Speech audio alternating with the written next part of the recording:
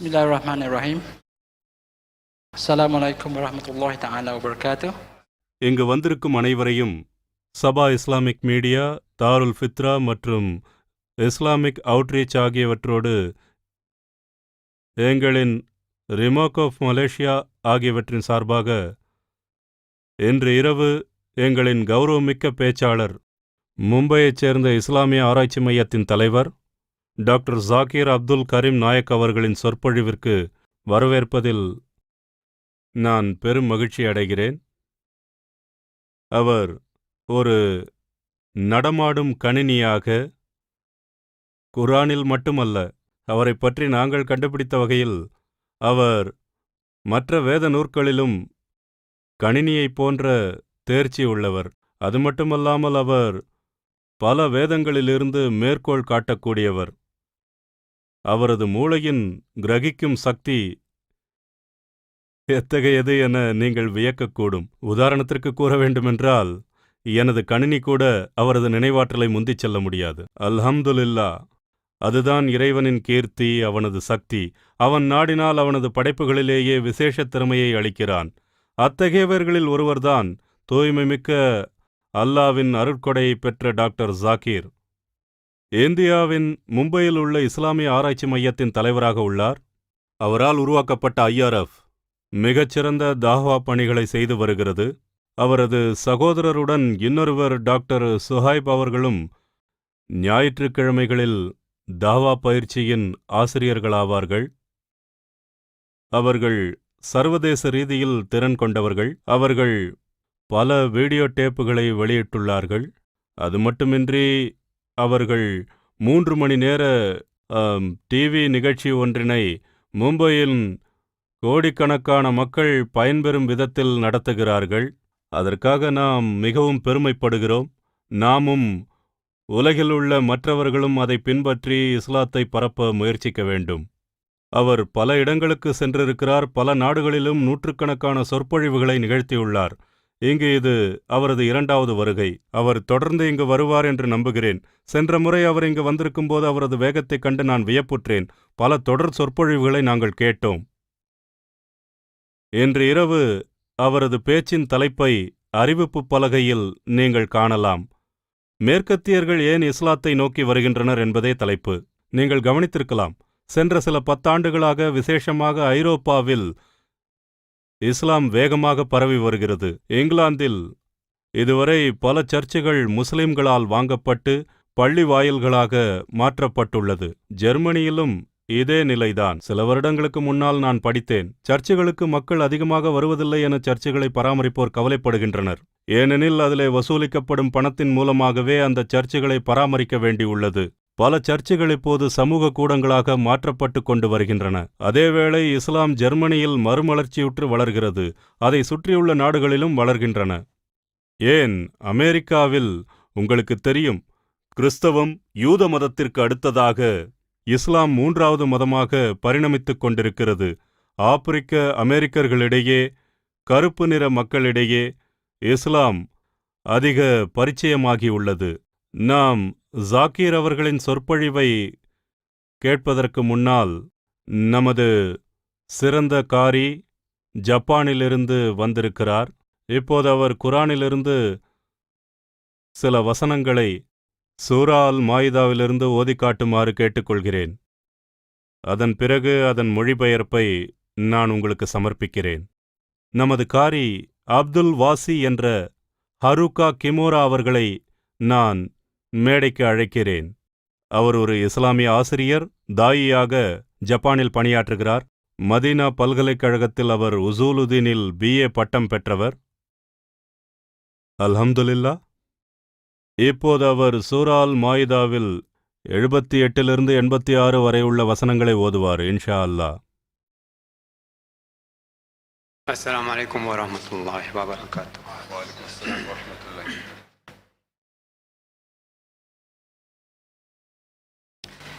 أعوذ بالله من الشيطان الرجيم. لعن الذين كفروا من بني إسرائيل أنزل على لسان داود وعيسى بن مريم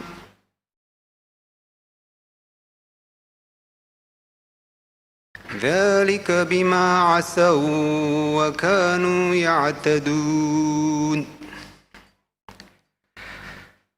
كانوا لا يتناهون عن منكر فعلوه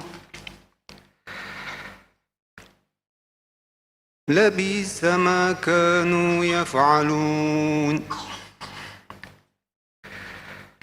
ترى كثيرا منهم يتولون الذين كفروا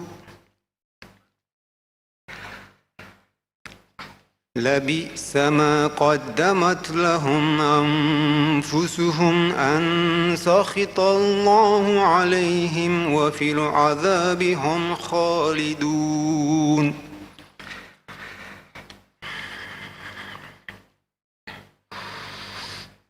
ولو كانوا يؤمنون بالله والنبي وما أنزل إليه ما اتخذوهم أولياء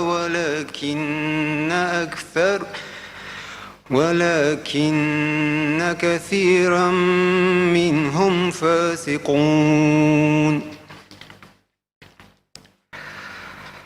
لتجدن أشد الناس عداوة للذين آمنوا اليهود والذين أشركوا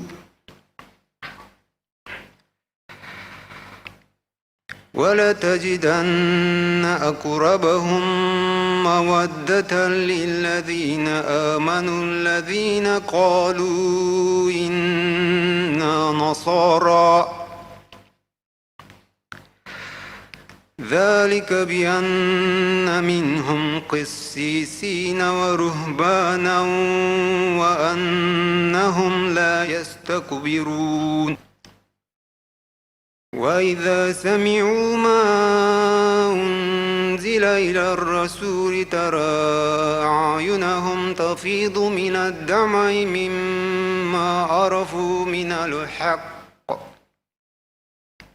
يقولون ربنا آمنا فاكتبنا مع الشاهدين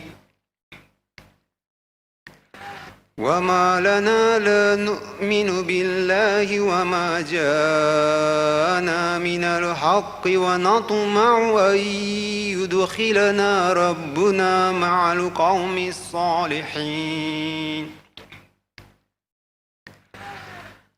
فأثابهم الله بما قالوا جنات تجري من تحتها الأنهار خالدين فيها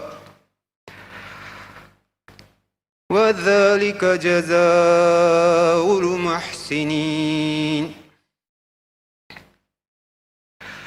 والذين كفروا وكذبوا بآياتنا أولئك أصحاب الجحيم صدق الله العظيم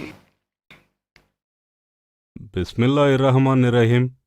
இஸ்ராயேலின் சந்ததிகளிலிருந்து காஃபிராகிவிட்டவர்கள் தாவூது, மரியமின் குமாரர் ஈசா ஆகிய இவர்களின் நாவால் சபிக்கப்பட்டவர்கள். ஏனென்றால் இவர்கள் இறைவன் கட்டளைக்கு மாறு செய்து கொண்டும் வரம்பு மீறி நடந்து கொண்டும் இருந்தார்கள். இன்னும் தாம் செய்து கொண்டிருந்த தீய காரியங்களை விட்டு ஒருவரை ஒருவர் தடுப்போராகவும் அவர்கள் இருக்கவில்லை. அவர்கள் செய்து கொண்டிருந்தவைகளெல்லாம் நிச்சயமாக மிகவும் தீயவைகளாகும். அவர்களில் அநேகர் காஃபிர்களையே உற்ற நண்பர்களாக கொண்டிருப்பதை நீர் காண்பீர். அவர்கள் தமக்காக முற்கூட்டியே அனுப்பி வைத்தது நிச்சயமாக கெட்டதே ஆகும். ஏனெனில் அல்லாவின் கோபம் அவர்கள் மீது உள்ளது. மேலும் வேதனையில் அவர்கள் என்றென்றும் தங்கியிருப்பார்கள். அவர்கள் அல்லாவின் மீதும் நபியின் மீதும் அவர் மீது இறக்கப்பட்ட வேதத்தின் மீதும் நம்பிக்கை கொண்டிருந்தார்களானால் அவர்கள் காஃபிர்களை தங்களின் உற்ற நண்பர்களாக ஆக்கிக் கொண்டிருக்க மாட்டார்கள். ஆனால் அவர்களில் அநேகர் பாவிகளாகவே இருக்கின்றனர். நிச்சயமாக யூதர்களையும் இணை வைப்பவர்களையும் மூமீன்களுக்கு கடும் பகைவர்களாகவே நீர் காண்பீர். நிச்சயமாக நாங்கள் கிறிஸ்துவர்களாக இருக்கிறோம் என்று சொல்பவர்களை மூமீன்களுக்கு நேசத்தால் மிகவும் நெருங்கியவர்களாக நீர் காண்பீர். ஏனென்றால் அவர்களில் கற்றறிந்த குருமார்களும் துறவிகளும் இருக்கின்றனர். மேலும் அவர்கள் இருமாப்பு கொள்வதுமில்லை. மேலும் இத்தகையோர் இத்தூதர் மீது இறக்கப்பட்டதை செவியேற்றால் உண்மையை அவர்கள் உணர்ந்து கொண்ட காரணத்தால் அவர்கள் தங்கள் கண்ணீர் வடிப்பதை நீர் காண்பீர். எங்கள் இறைவனே, நாங்கள் நம்பிக்கை கொண்டோம். எனவே இவ்வேதம் சத்தியமானது என்று சாட்சி சொல்வோருடன் எங்களை நீ பதிவு செய்து கொள்வாயாக என அவர்கள் கூறுவார்கள். மேலும் அல்லாஹ் மீதும் எங்களிடம் வந்துள்ள சத்திய வேதத்தின் மீதும் நாங்கள் நம்பிக்கை கொள்ளாதிருக்க எங்களுக்கு என்ன தடை இருக்கிறது? எங்களுடைய இறைவன் எங்களை நல்லோர் கூட்டத்துடன் சேர்த்து வைக்கவே நாங்கள் ஆசை வைக்கிறோம் என கூறுவார்கள். அவர்கள் இவ்வாறு கூறுவதன் காரணமாக கீழே சதா நீர் அருவிகள் ஓடிக்கொண்டிருக்கும் சுவனபதிகளை அல்லாஹ் அவர்களுக்கு பரிசாக கொடுக்கிறான். அதிலே அவர்கள் என்றென்றும் இருப்பார்கள். இன்னும் இதுவே நன்மை செய்பவர்களுக்குரிய நற்கூலியாகும். ஆனால் எவர் நிராகரித்து நம் வசனங்களை பொய்ப்பிக்கின்றார்களோ அவர்கள் நரகவாசிகளே ஆவார்கள். ஆக நன்றி சகோதரர் அப்துல் வாசி அவர்களே. நான் டாக்டர் ஜாகீர் அவர்களை சொற்பொழிவாற்ற அழைக்கிறேன். அல்ஹம்துலில்லாஹ் வஸ்ஸலாத்து வஸ்ஸலாம் அலா ரசூலில்லாஹ் வ அலா ஆலிஹி வஸஹ்பிஹி அஜ்மஈன். அம்மா பஅத். அஊஸ் பில்லாஹி மினஷ் ஷைத்தானிர் ரஜீம். பிஸ்மில்லாஹிர் ரஹ்மானிர் ரஹீம். இன்னத் தீன இன்தல்லாஹில் இஸ்லாம். பிஸ்மில்லாஹிர் ரஹ்மானிர் ரஹீம். ரப்பி ஷ்ரஹ் லி ஸத்ரி வ யஸ்ஸிர் லி அம்ரி வஹ்லுல் உக்தத மின் லிசானி யஃப்கஹு கௌலி.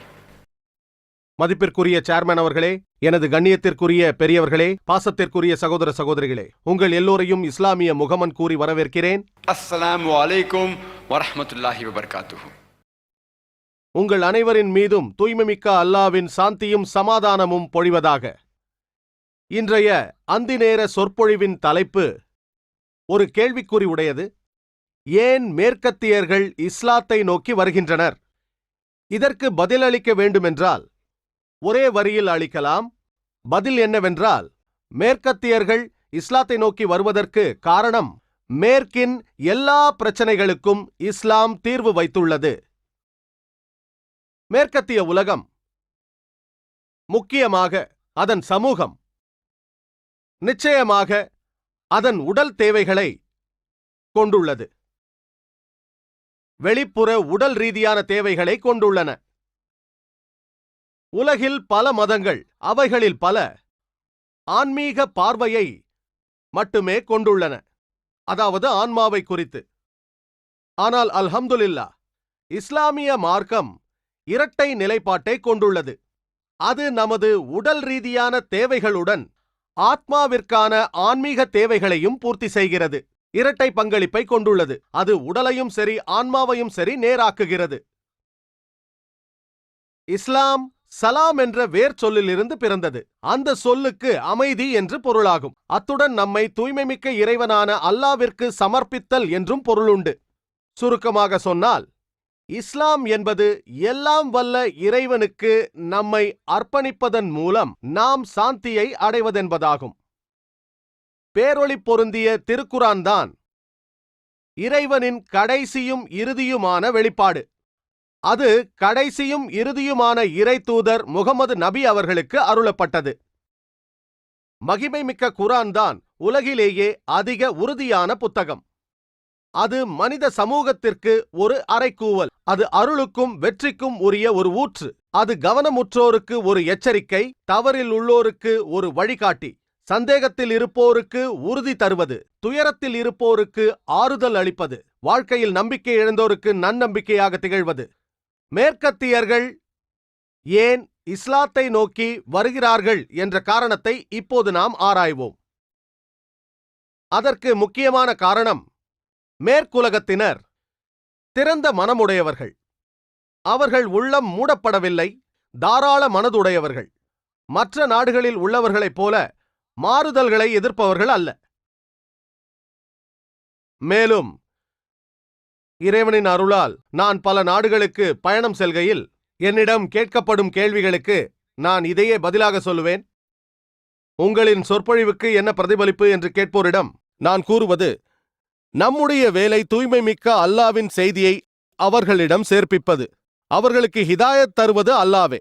அல்லாஹ் சொல்கிறான் சூரா அல் காஷியாவில் அத்தியாயம் 88 வசனம் 21, ஃபஸக்கிர் இன்னமா அன்த முஸக்கிர். நிச்சயமாக நீர் நல்லுபதேசம் செய்பவர்தாம், அவர்கள் மீது பொறுப்பு சாட்டப்பட்டவர் அல்ல. ஆனால் மேற்குலகிற்கும் கிழக்கத்திய உலகுக்கும் நிறைய வேறுபாடுகள் உள்ளன என்று நான் மக்களிடம் சொல்லுவேன். நான் அவர்களிடத்தில் கூறுவேன், ஒருவேளை ஒரு கிழக்கத்திய முஸ்லிம் அல்லாத ஒருவர், குறிப்பாக எனது நாடான இந்தியாவைச் சேர்ந்த முஸ்லிம் அல்லாதவர், அவர்களில் யாராவது ஒரு முஸ்லிம் அல்லாதவர் இஸ்லாத்தை தழுவினால் அது மேற்கத்திய நாட்டில் 50 முஸ்லிம் அல்லாதவர்கள் இஸ்லாத்தை தழுவுவதற்கு சமம் என்று சொல்லுவேன். அதற்காக இந்தியர்கள் மேற்கத்தியர்களை விட 50 மடங்கு மேம்பட்டவர்கள் என்று பொருளாகாது. அது என் கருத்தல்ல. நான் சொல்ல முயற்சிப்பது, கிழக்கு நாடுகளில் உள்ள சமூகம், குறிப்பாக இந்திய சமூகம், மாறுதலை விரும்பாதது, குறுகிய எண்ணம் கொண்டது. ஒருவர் இஸ்லாத்தை அடைய விரும்பினாலும் அவருக்கு இஸ்லாத்தை தழுவ மிகவும் கடினமாக இருக்கும். ஏனென்றால் அவர் பல பிரச்சனைகளை எதிர்கொள்ள வேண்டி வரும். அவருக்கு இஸ்லாம் பிடித்திருந்தாலும் சமூகத்திற்கு அஞ்சுவார். சமூகம் அவரை பகிஷ்கரிக்கலாம். அவருக்கு பொருளாதார பிரச்சனைகள் ஏற்படலாம். அவரது உயிருக்கு கூட ஆபத்து ஏற்படலாம். அவருக்கு சமூக பிரச்சனைகள் உண்டாகலாம். ஆகவே ஒருவர் இஸ்லாத்தை விரும்பினாலும் கூட இந்தியாவில் இஸ்லாத்தை தழுவுவதில் அதிக சிரமங்கள் இருக்கின்றன. காரணம், அவரது சமூகம் மாறுதலை விரும்பாத பழமை பற்றுடையது. மேற்குலகத்தோடு ஒப்பிட்டால் இவர்கள் குறுகிய உள்ளமுடையவர்கள். ஆயினும் இந்தியாவில் உள்ள முஸ்லிம் அல்லாதவர்களுக்கு இது இஸ்லாத்தை ஏற்காததற்கு சமாதானம் அல்ல. அவர்கள் அதற்கு பொறுப்புள்ளவர்களாக ஆகிறார்கள். மேற்குலகத்தினரை ஒப்பீடு செய்தால், நான் மத்திய கிழக்கிலோ அல்ஹம்துலில்லாஹ் அல்லது உலகின் மேற்கத்திய பகுதியிலோ சொற்பொழிவாற்றினால் சில மேற்கத்தியர்கள் என்னை தொடர்கிறார்கள். எனது சில சொற்பொழிவுகளை கேட்ட பிறகு, ஏன் ஒரு சொற்பொழிவை கேட்ட பின்னும் அல்ஹம்துலில்லாஹ் இஸ்லாத்தை விரும்பி கூட்டத்தின் இறுதியில் இஸ்லாத்தை ஏற்றுக்கொள்கிறார்கள். ஆனால் மும்பையில் அப்படி அல்ல. நான் மாதக்கணக்கில் வருடக்கணக்கில் பிரச்சாரம் செய்து ஒருவர் இஸ்லாத்தை தழுவுவார். இறுதியில் அது தாயியின் முயற்சியால் விளைந்ததல்ல. தூய்மை மிக்க அல்லாவின் ஹிதாயத் அவனுக்கு கிடைத்து அதன் மூலம் ஆர்வமும் பெறுகிறான். இதுவே முதல் காரணம். நான் கூறும் முதல் காரணம், மேற்கத்தியர்கள் விசால மனமுடையவர்கள். ஏனென்றால் ஒரே குடும்பத்தில் தந்தை கிறிஸ்தவராக இருப்பார். அவரது பிள்ளைகள் இஸ்லாத்தை ஏற்றுக்கொண்டால் அதை பற்றி கவலைப்படுவதில்லை. அவர்கள் ஒரே வீட்டில் வசிப்பார்கள். ஆனால் இந்தியாவில் இது காண கிடைக்காது. தந்தை ஒரு மதத்தில், மக்கள் வேறொரு மதத்திலும் இருக்கும் குடும்பத்தை இங்கு பார்க்கவே முடியாது. இந்தியாவில் அப்படி பார்ப்பது கடினம். ஆகவேதான் நான் சொன்னேன், மேற்கத்தியர்கள் அதிக விரிந்த மனம் உடையவர்கள். மத நம்பிக்கையை பொறுத்தவரையில் அவர்கள் பழமை பற்று உடையவர்கள் அல்ல. அடுத்த முக்கியமான காரணம், மேற்குலகம் விஞ்ஞானத்திலும் தொழில்நுட்பத்திலும் முன்னேறியுள்ளது. மேற்குலகம் அல்ஹம்துலில்லாஹ் இந்த யுகத்தில் விஞ்ஞானத்திலும் தொழில்நுட்பத்திலும் முன்னேறியிருக்கும் நிலையில், ஆல்பர்ட் ஐன்ஸ்டைனை பொறுத்தவரையில் அவர் சொன்னார், மதமற்ற விஞ்ஞானம் முடமானது, விஞ்ஞானமற்ற மதம் குருடானது என்று அவர் சொன்னார். ஆகவே மேற்கத்தியர்கள் விஞ்ஞானத்தையே அளவுகோலாக கொள்கிறார்கள். எல்லாவற்றையும் தீர்மானிக்கும் அளவுகோலாக விஞ்ஞானத்தை கருதுகிறார்கள். மேலும் அல்ஹம்துலில்லாஹ் திருக்குரான் பல இடங்களில் விஞ்ஞானத்தை குறித்து பேசுகிறது. அதாவது சயின்ஸை பற்றி. திருக்குரான் ஒரு விஞ்ஞான புத்தகம் அல்ல. SCIENCE அல்ல. அது அடையாளங்களை குறித்தது. Science SIGNS. மேலும் குரானில் 6000க்கும் மேற்பட்ட அத்தாட்சிகள், அதாவது ஆயாத்துகள் உள்ளன. அதில் 1000க்கும் மேற்பட்டவைகள் விஞ்ஞானத்தை பற்றி பேசுகின்றன.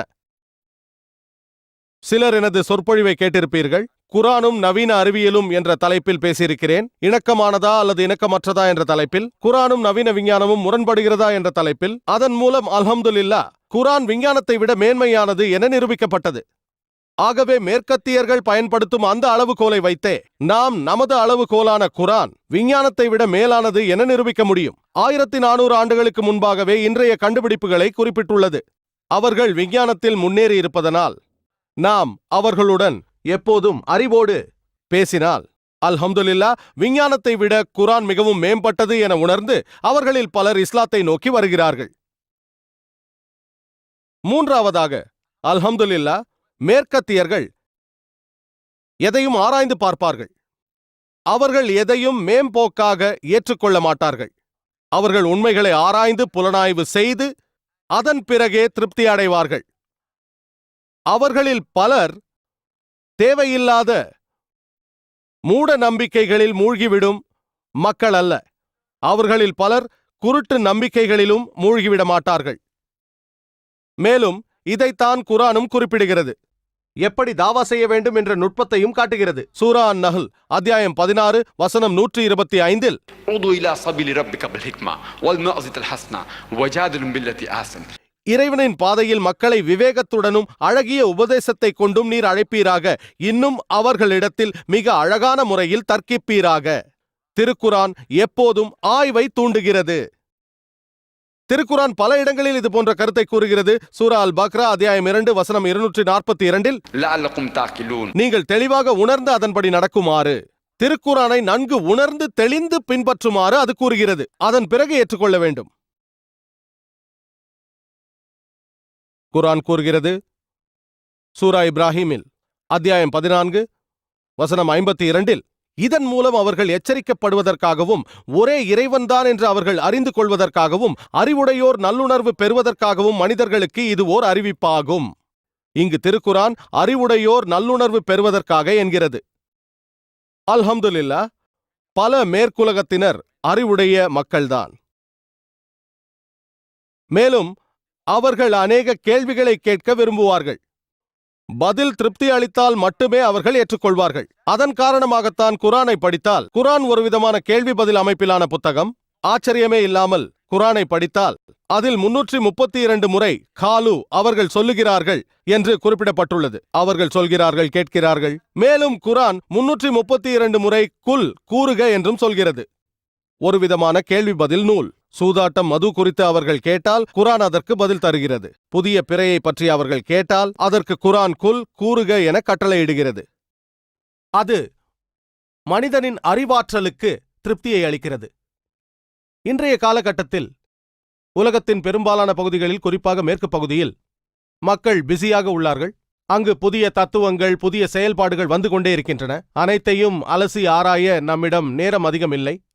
மேற்கத்திய மக்களும் உலகத்தின் பல்வேறு மக்களும் பிஸியாக உள்ளார்கள். ஆகவே இப்போது நீங்கள் ஒரு புது கோட்பாட்டையோ புது அனுமானத்தையோ புது தத்துவத்தையோ கொண்டு வந்தால் முதலில் அவர்கள் கேட்பது, உங்களின் கோட்பாடு தவறு என்று நிரூபிக்க ஏதேனும் வழிமுறை உண்டா, அல்லது உங்கள் தத்துவம் தவறு என்று நிரூபிக்க ஏதேனும் வழி உண்டா என்று கேட்பார்கள். இதைத்தான் ஃபால்சிஃபிகேஷன் டெஸ்ட் என்கிறார்கள். அதாவது தவறாயும் பரீட்சையின் மீது அவர்கள் நம்பிக்கை வைத்துள்ளார்கள். நீங்கள் சமர்ப்பிக்கும் எந்த கோட்பாட்டையும் அதை ஆராய்ந்து பார்க்க வேண்டுமானால் முதலில் அது தவறு என்று நிரூபிக்கும் வழிமுறைகளை காட்ட வேண்டும். அதை தவறு என்று நிரூபிக்க நாங்கள் என்ன செய்ய வேண்டும், அதன் பிறகு அதை ஆராய்கிறோம் என்பார்கள். மக்கள் ஆயிரக்கணக்கில் புது விஷயங்களை கொண்டு வருகிறார்கள். அனைத்தையும் ஆராய நேரம் எங்கு இருக்கிறது? உங்கள் கோட்பாடு தவறு என்று நிரூபிக்க வழி இருந்தால் அதை செய்து தவறு என்று நிரூபிப்போம். முடியவில்லை என்றால் கோட்பாட்டை ஏற்றுக்கொள்வோம். அதனால்தான் ஆல்பர்ட் ஐன்ஸ்டைன் தனது சார்பியல் கோட்பாட்டை சமர்ப்பிக்கும் போது 3 வழிமுறைகள் இருக்கின்றன. என் கோட்பாட்டை தவறு என்று நிரூபிக்க இந்த 3ஐ செய்யுங்கள், தவறு என்றால் ஏற்றுக்கொள்ளாதீர்கள் என்றார். ஆகவே 6 ஆண்டுகளுக்கு அதை சோதித்து பார்த்தார்கள், அதை ஏற்றுக்கொண்டார்கள். அதன் பிறகு உங்களுக்கே தெரியும், அவருக்கு நோபல் பரிசு கிடைத்தது. மேலும் குர்ஆன் ஒன்று மட்டுமே, இஸ்லாம் ஒன்று மட்டுமே இத்தகைய தவறாயும் பரீட்சையை சொல்லுகிற ஒரே மார்க்கம். திருக்குர்ஆன் இறைவனின் வார்த்தைகளா என்ற என்னுடைய சொற்பொழிவில் நான் இத்தகைய பலதரப்பட்ட பரீட்சைகளை ஆராய்ந்துள்ளேன். அவற்றில் ஒன்றை மட்டும் குறிப்பிடுகிறேன். அது மேற்கத்திய நாட்டவரின் உள்ளத்தை கிளறும். திருக்குர்ஆன் கூறுகிறது சூரா நிசா அத்தியாயம் 4 வசனம் 82 அஃபலா யதபருன அல்-குர்ஆன வலவ் கான மின் இன்தி கைரில்லாஹ் லவஜது ஃபீ இக்திலாஃபன் கஸீரா. அவர்கள் இந்த குர்ஆனை கவனமாக சிந்திக்க வேண்டாமா? அவர்கள் குர்ஆனை கவனமாக ஆராய்ந்திருக்க வேண்டாமா? அது அல்லாஹ் அல்லாத பிறரிடமிருந்து வந்திருந்தால் அதில் அவர்கள் ஏராளமான தவறுகளையும் முரண்பாடுகளையும் கண்டிருப்பார்கள். ஆகவே திருக்குர்ஆன் தவறு என்று நிரூபிக்க வேண்டுமானால் அதில் ஒரு தவறை நீங்கள் கண்டுபிடிக்க வேண்டும். குர்ஆன் தவறாகிவிடும். குர்ஆன் இறைவனின் வார்த்தைகள் அல்ல என்று சொன்னால் முரண்பாடுகளை காட்டுங்கள், குர்ஆன் தவறாகிவிடும். மிகவும் சுலபமானது. குர்ஆனில் இருந்து ஒரே ஒரு முரண்பாட்டினை காட்டினால் குர்ஆன் தவறு என்று நிரூபிக்கப்பட்டுவிடும். சுலபம். புத்தகத்தை படியுங்கள்.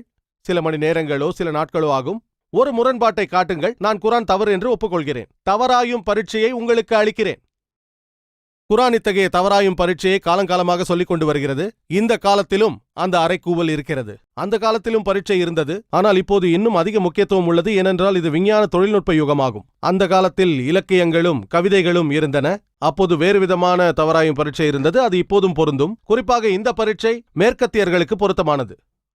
ஆனால் மேற்கத்தியர்கள் மட்டுமல்ல, இஸ்லாத்தை விமர்சிக்கின்ற பலர் நூற்றுக்கணக்கான தவறான தவறுகளை சுட்டிக்காட்டினார்கள். தவறான விஞ்ஞான குறைகளை சுட்டிக்காட்டினார்கள். அனைத்துமே உண்மையில் தவறு என்று நிரூபிக்கப்பட்டுவிட்டது. ஏனென்றால் உங்களுக்கு விஞ்ஞானத்தை குறித்து தெரிந்திருந்தால் பிரான்சிஸ் பேக்கன் கூறியதைப் போல அறிவியலில் குறைந்த அறிவிருந்தால் அது நாஸ்திகத்தை கொண்டு வரும். ஆனால் அறிவியலில் ஆழமான அறிவிருந்தால் அது உங்களுக்குள் இறைப்பற்றை உண்டாக்கும் என்றார். இதன் காரணமாகத்தான் இன்று மேற்கத்திய உலகம் சில கடவுள்களின் மாதிரிகளை ஏற்க மறுத்து வருகிறார்கள். ஆனால் இறைவனை மறுக்கவில்லை. லா இலாஹா இல்லல்லாஹ். நான் முன்பே கூறியதைப் போல மேற்கின் பிரச்சனைகளுக்கு இஸ்லாத்தில் தீர்வு இருக்கிறது. எல்லா வகையான பிரச்சனைகளையும் இஸ்லாம் அதற்கு தருகின்ற தீர்வுகளையும் பற்றி பேச இங்கு நேரமிடம் தரவில்லை. ஆகவே சிலவற்றை மட்டும் எடுத்து அலசுவோம். நான் கூறியதைப் போல இந்த மேற்கத்திய உலகம் உலகாயுத பந்தத்தில் மூழ்கி கிடக்கிறது. அது ஒரு உலகாயுத உலகம். அவர்கள் உடல் சம்பந்தப்பட்ட சுகத்தை அனுபவிக்கவே அதிகம் கவனம் செலுத்துவார்கள். ஆகவே உலகாயுதத்தில் மூழ்கி தவிக்கின்றார்கள். அதற்கு குரானில் தீர்வு உள்ளது.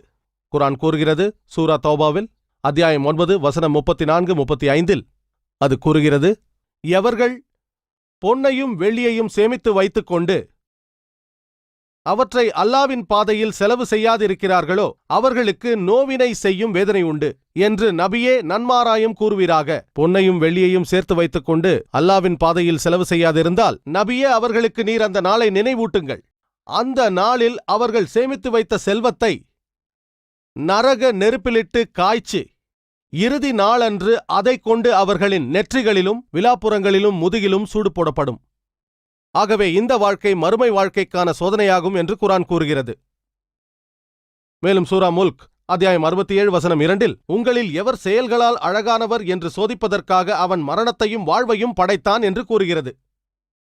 மேலும் குரான் கூறுகிறது, சூரா ஆல இம்ரான் அத்தியாயம் 3 வசனம் 185 கூறுகிறது, குல்லு நஃப்ஸின் ஸாயிகத்துல் மௌத், ஒவ்வொரு ஆத்மாவும் மரணத்தை சுவைத்தே தீர வேண்டும். அன்றியும் இறுதி தீர்ப்பு நாளில்தான் உங்கள் செயல்களுக்குரிய பிரதிபலன்கள் முழுமையாக கொடுக்கப்படும். எனவே எவர் நரக நெருப்பிலிருந்து பாதுகாக்கப்பட்டு ஸ்வர்க்கத்தில் பிரவேசிக்குமாறு செய்யப்படுகிறாரோ அவர் நிச்சயமாக இந்த வாழ்க்கையின் குறிக்கோளை அடைந்துவிட்டார். ஏனென்றால் இவ்வுலக வாழ்க்கை மயக்கத்தை அளிக்க வல்ல பொருளே அன்றி வேறில்லை. உலகாயுத வாழ்க்கையில் மூழ்கிய இந்த வாழ்க்கை ஏமாற்றம் அளிக்க வல்ல அற்ப இன்ப பொருளை அன்றி வேறில்லை என்று குரான் கூறுகிறது. ஆனால் ஒருவர் நரகத்தை விட்டு பாதுகாக்கப்பட்டு ஸ்வர்க்கத்திற்குள் நுழைந்தால் உலக வாழ்க்கையின் குறிக்கோளை அடைந்து விட்டார் என்று பொருள். கணக்கில்லாத வீணாக செலவு செய்யும் மக்களுக்கு குரான் ஒரு தீர்வை அளிக்கிறது. குரான் கூறுகிறது, சூரா இஸ்ராவில் அத்தியாயம் 17 வசனங்கள் 26 மற்றும் 27 வீணாக பொருளை விரயம் செய்யாதீர்கள். தேவையில்லாமல் செலவு செய்பவரைப் போல இருக்காதீர்கள். விரயம் செய்யாமல் இருங்கள். ஏனென்றால் நிச்சயமாக விரயம் செய்பவர்கள் ஷைத்தான்களின் தோழர்கள். நீங்கள் வீணாக விரயம் செய்தால் நீங்கள் சைத்தானின் சகோதரர். மேலும் இன்று உலகம் முழுக்க, குறிப்பாக மேற்குலகம் உட்பட ஒரு அமைப்பு முறையில் அமைந்திருக்கிறது. அதிகமாக செல்வத்தை சம்பாதிக்க, அதிக லாபம் சம்பாதிக்க உங்கள் செல்வத்தை பயன்படுத்தி அடுத்தவர் செல்வத்தை அபகரிக்கிறீர்கள். அதை ஆங்கிலத்தில் பிரைபிங் என்கிறார்கள், அதாவது லஞ்சம் கொடுப்பது. குரான் கூறுகிறது, சூரா அல் பக்ராவில் அத்தியாயம் 2 வசனம் 188 உங்களுக்கிடையில் ஒருவர் மற்றவரின் பொருளை தவறான முறையில் சாப்பிடாதீர்கள். மேலும் நீங்கள் அறிந்து கொண்டே பிற மக்களின் பொருள்களிலிருந்து எந்த ஒரு பகுதியையும் அநியாயமாக தின்பதற்காக அதிகாரிகளிடம் லஞ்சம் கொடுக்க நெருங்காதீர்கள். அதாவது அடுத்தவர் பொருளை உண்பதற்காக அதிகாரிகளுக்கோ நீதிபதிகளுக்கோ லஞ்சம் கொடுக்காதீர்கள் என்று குரான் கூறுகிறது. லஞ்சம் இஸ்லாத்தில் தடை செய்யப்பட்டுள்ளது. மேலும் குரான் கூறுகிறது, சூரா ஹுஜ்ராத்தில் அத்தியாயம் 49 வசனங்கள் 11-12 அது கூறுகிறது, மூமீன்களே, ஒரு சமூகத்தார் பிறதொரு சமூகத்தாரை பரிகாசம் செய்ய வேண்டாம். பரிகசிக்கப்படுவோர் அவர்களை விட மேலானவர்களாக இருக்கலாம். அவ்வாறே எந்த பெண்களும் மற்றெந்த பெண்களையும் பரிகாசம் செய்ய வேண்டாம். ஏனென்றால் இவர்கள் அவர்களை விட மேலானவர்களாக இருக்கலாம். ஒருவரை ஒருவர் பட்டப்பெயர்களால் அழைத்துக் கொள்ளாதீர்கள். ஒருவருக்கு ஒருவர் பழித்துக் கொள்ளாதீர்கள். சந்தேகமான எண்ணங்களிலிருந்து விலகிக் கொள்ளுங்கள்.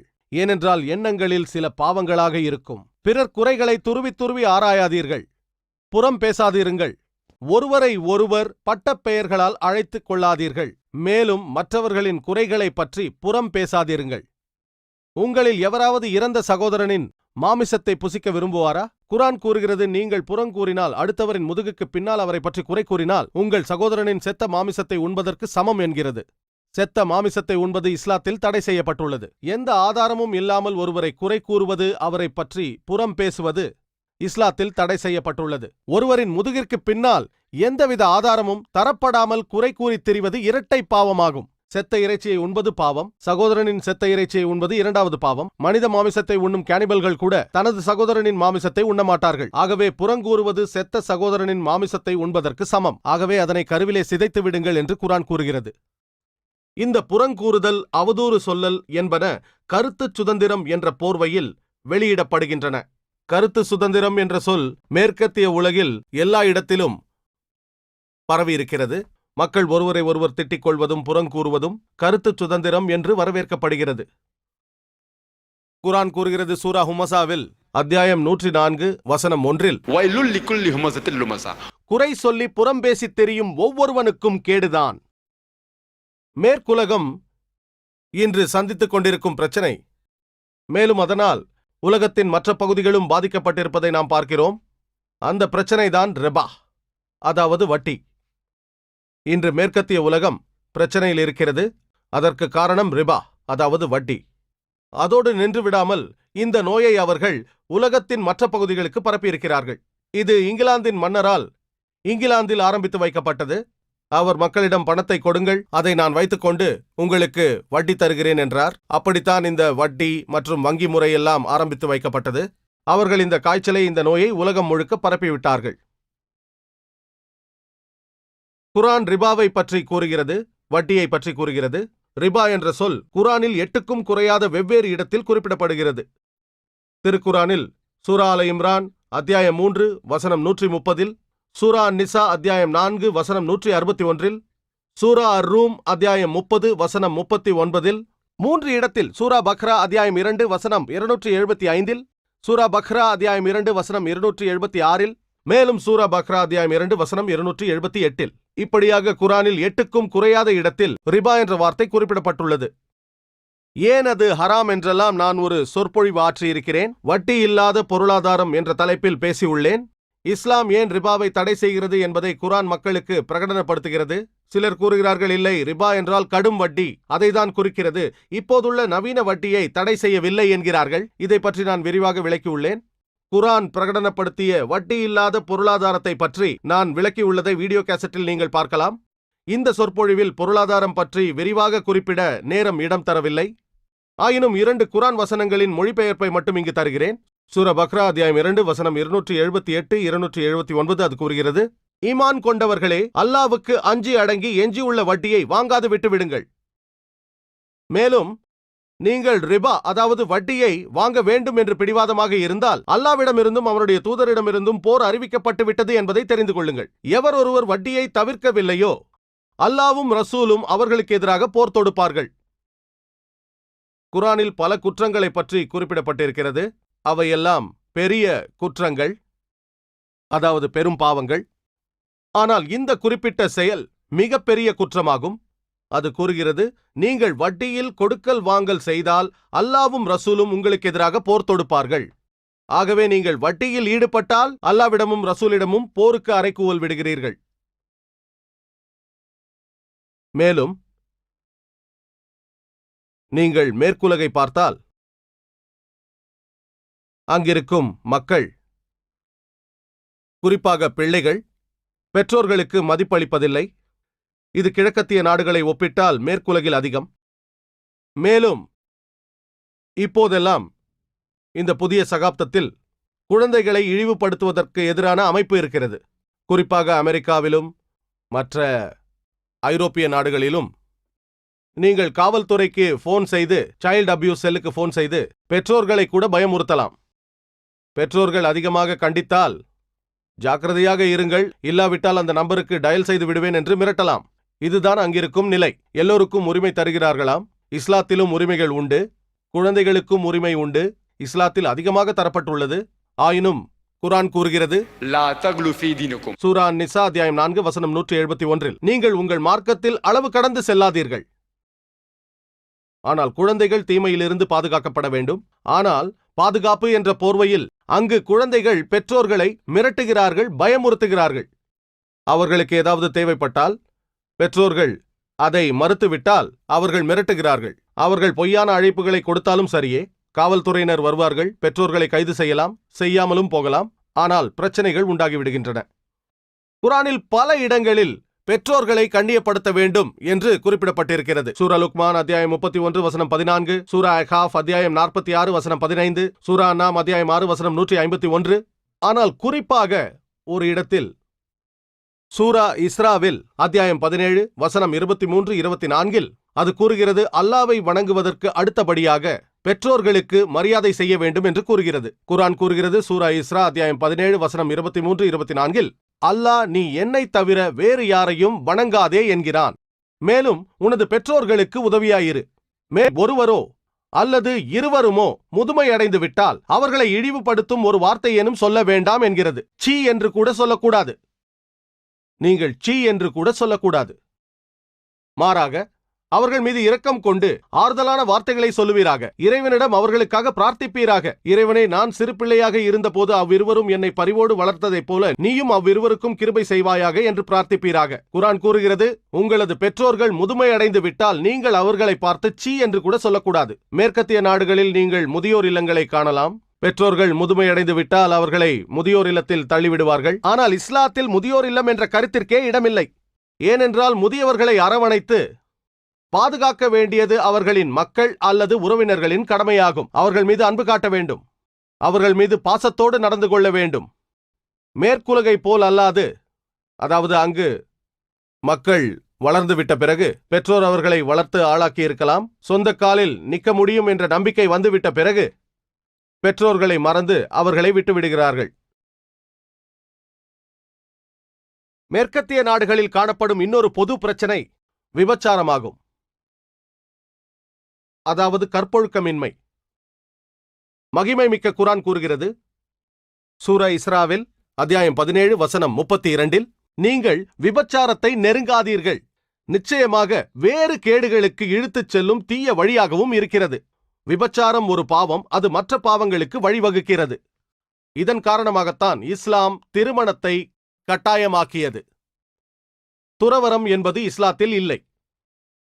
எங்கள் அன்பிற்குரிய முகமது நபி அவர்கள் சொன்னார்கள், சஹீஹுல் புகாரியில் பாகம் 7 நிகா பாடம் அத்தியாயம் 3 ஹதீஸ் எண் 4, ஓ இளைஞர்களே, உங்களில் திருமணம் செய்ய வாய்ப்புள்ளவர் திருமணம் செய்து கொள்ளட்டும். அன்பிற்குரிய இறைத்தூதர் மேலும் சொன்னார்கள், எவர் ஒருவர் திருமணம் செய்து கொண்டாரோ அவரது மார்க்கத்தில் பாதியை பூர்த்தி செய்கிறார். ஒரு நாள் கேள்வி பதில் நேரத்தில் ஒருவர் என்னிடம் 2 முறை திருமணம் செய்து கொண்டால் முழு தீனையும் பூர்த்தி செய்து விட்டதாக ஆகிவிடுமா என்றார்.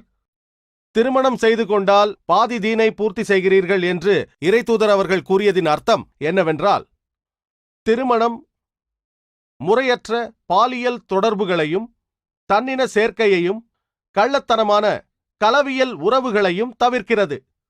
நீங்கள் திருமணம் செய்து கொண்டால்தான் கணவனாகவோ மனைவியாகவோ இருக்கும் வாய்ப்பு கிடைக்கும். திருமணம் செய்து கொண்டால்தான் தந்தையாகவோ தாயாகவோ இருக்கும் வாய்ப்பு கிடைக்கும். இது இஸ்லாத்தில் மிகவும் முக்கியமான கடமையாகும். ஆகவேதான் குர்ஆன் கூறுகிறது, திருமணம் ஒரு மீசாக், ஒரு புனித ஒப்பந்தம். இவ்வாறு சூரா நிசா அத்தியாயம் 4 வசனம் 21 உள்ளது. அல்லாஹ் சுப்ஹானஹு வ தஆலா கூறுகிறான், சூரா அர்-ரூம் அத்தியாயம் 30 வசனம் 21, இன்னும் நீங்கள் அவர்களிடம் ஆறுதல் பெறுவதற்குரிய உங்கள் மனைவியரை உங்களிலிருந்தே உங்களுக்காக அவன் படைத்திருப்பதும் உங்களிடையே அன்பையும் பாசத்தையும் உண்டாக்கியிருப்பதும் அவனுடைய அத்தாட்சிகளில் உள்ளதாகும். திருமணம் இஸ்லாத்தில் கட்டாயமானது. இன்று மேற்குலகம் சந்தித்துக் கொண்டிருக்கும் ஒரு மிகப்பெரிய பிரச்சனை, கிழக்குலகில் அந்த பிரச்சனை அந்த அளவுக்கு இல்லை. மேற்குலகில் பெண்கள் அதிகமாக உள்ளார்கள். கிழக்கத்திய நாடுகளை விட மேற்குலகில் அதிக பெண்கள் உள்ளார்கள். கிழக்கு நாடுகளில் குறைவாக இருப்பதற்கு காரணம் பெண் குழந்தைகளை கருவிலே அழிப்பதுதான். இந்த பாவச் செயல் நிறுத்தப்பட்டால் கிழக்கத்திய நாடுகளிலும் இந்த பிரச்சனை இருக்கும். இதை ஆராய்ந்தால் மகிமை மிக்க குர்ஆன் கூறுகிறது, இந்த பிரச்சனைக்கு தீர்வு அளிக்கிறது. சூரா நிசாவில் அத்தியாயம் 4 வசனம் 3, உங்களுக்கு பிடித்தமான பெண்களை 2-2ஆகவோ 3-3ஆகவோ 4ஆகவோ மணந்து கொள்ளுங்கள். இவர்களிடையே நீதியாக நடக்க முடியாது என்றால் ஒரு பெண்ணை மணந்து கொள்ளுங்கள். அதாவது ஒருவர் அவர்களிடையே நீதியாக நடக்க முடிந்தால் 4 பெண்களை மணக்கலாம், இல்லாவிட்டால் ஒரு பெண்ணை மணக்கலாம். அதே நேரத்தில் குர்ஆன் கூறுகிறது, சூரா நிசா அத்தியாயம் 4 வசனம் 129, மனைவியரிடையே நீங்கள் நீதம் செலுத்த சாத்தியமாகாது, அதற்காக அவர்களை ஒரே அடியாக கைவிட்டு விடாதீர்கள்.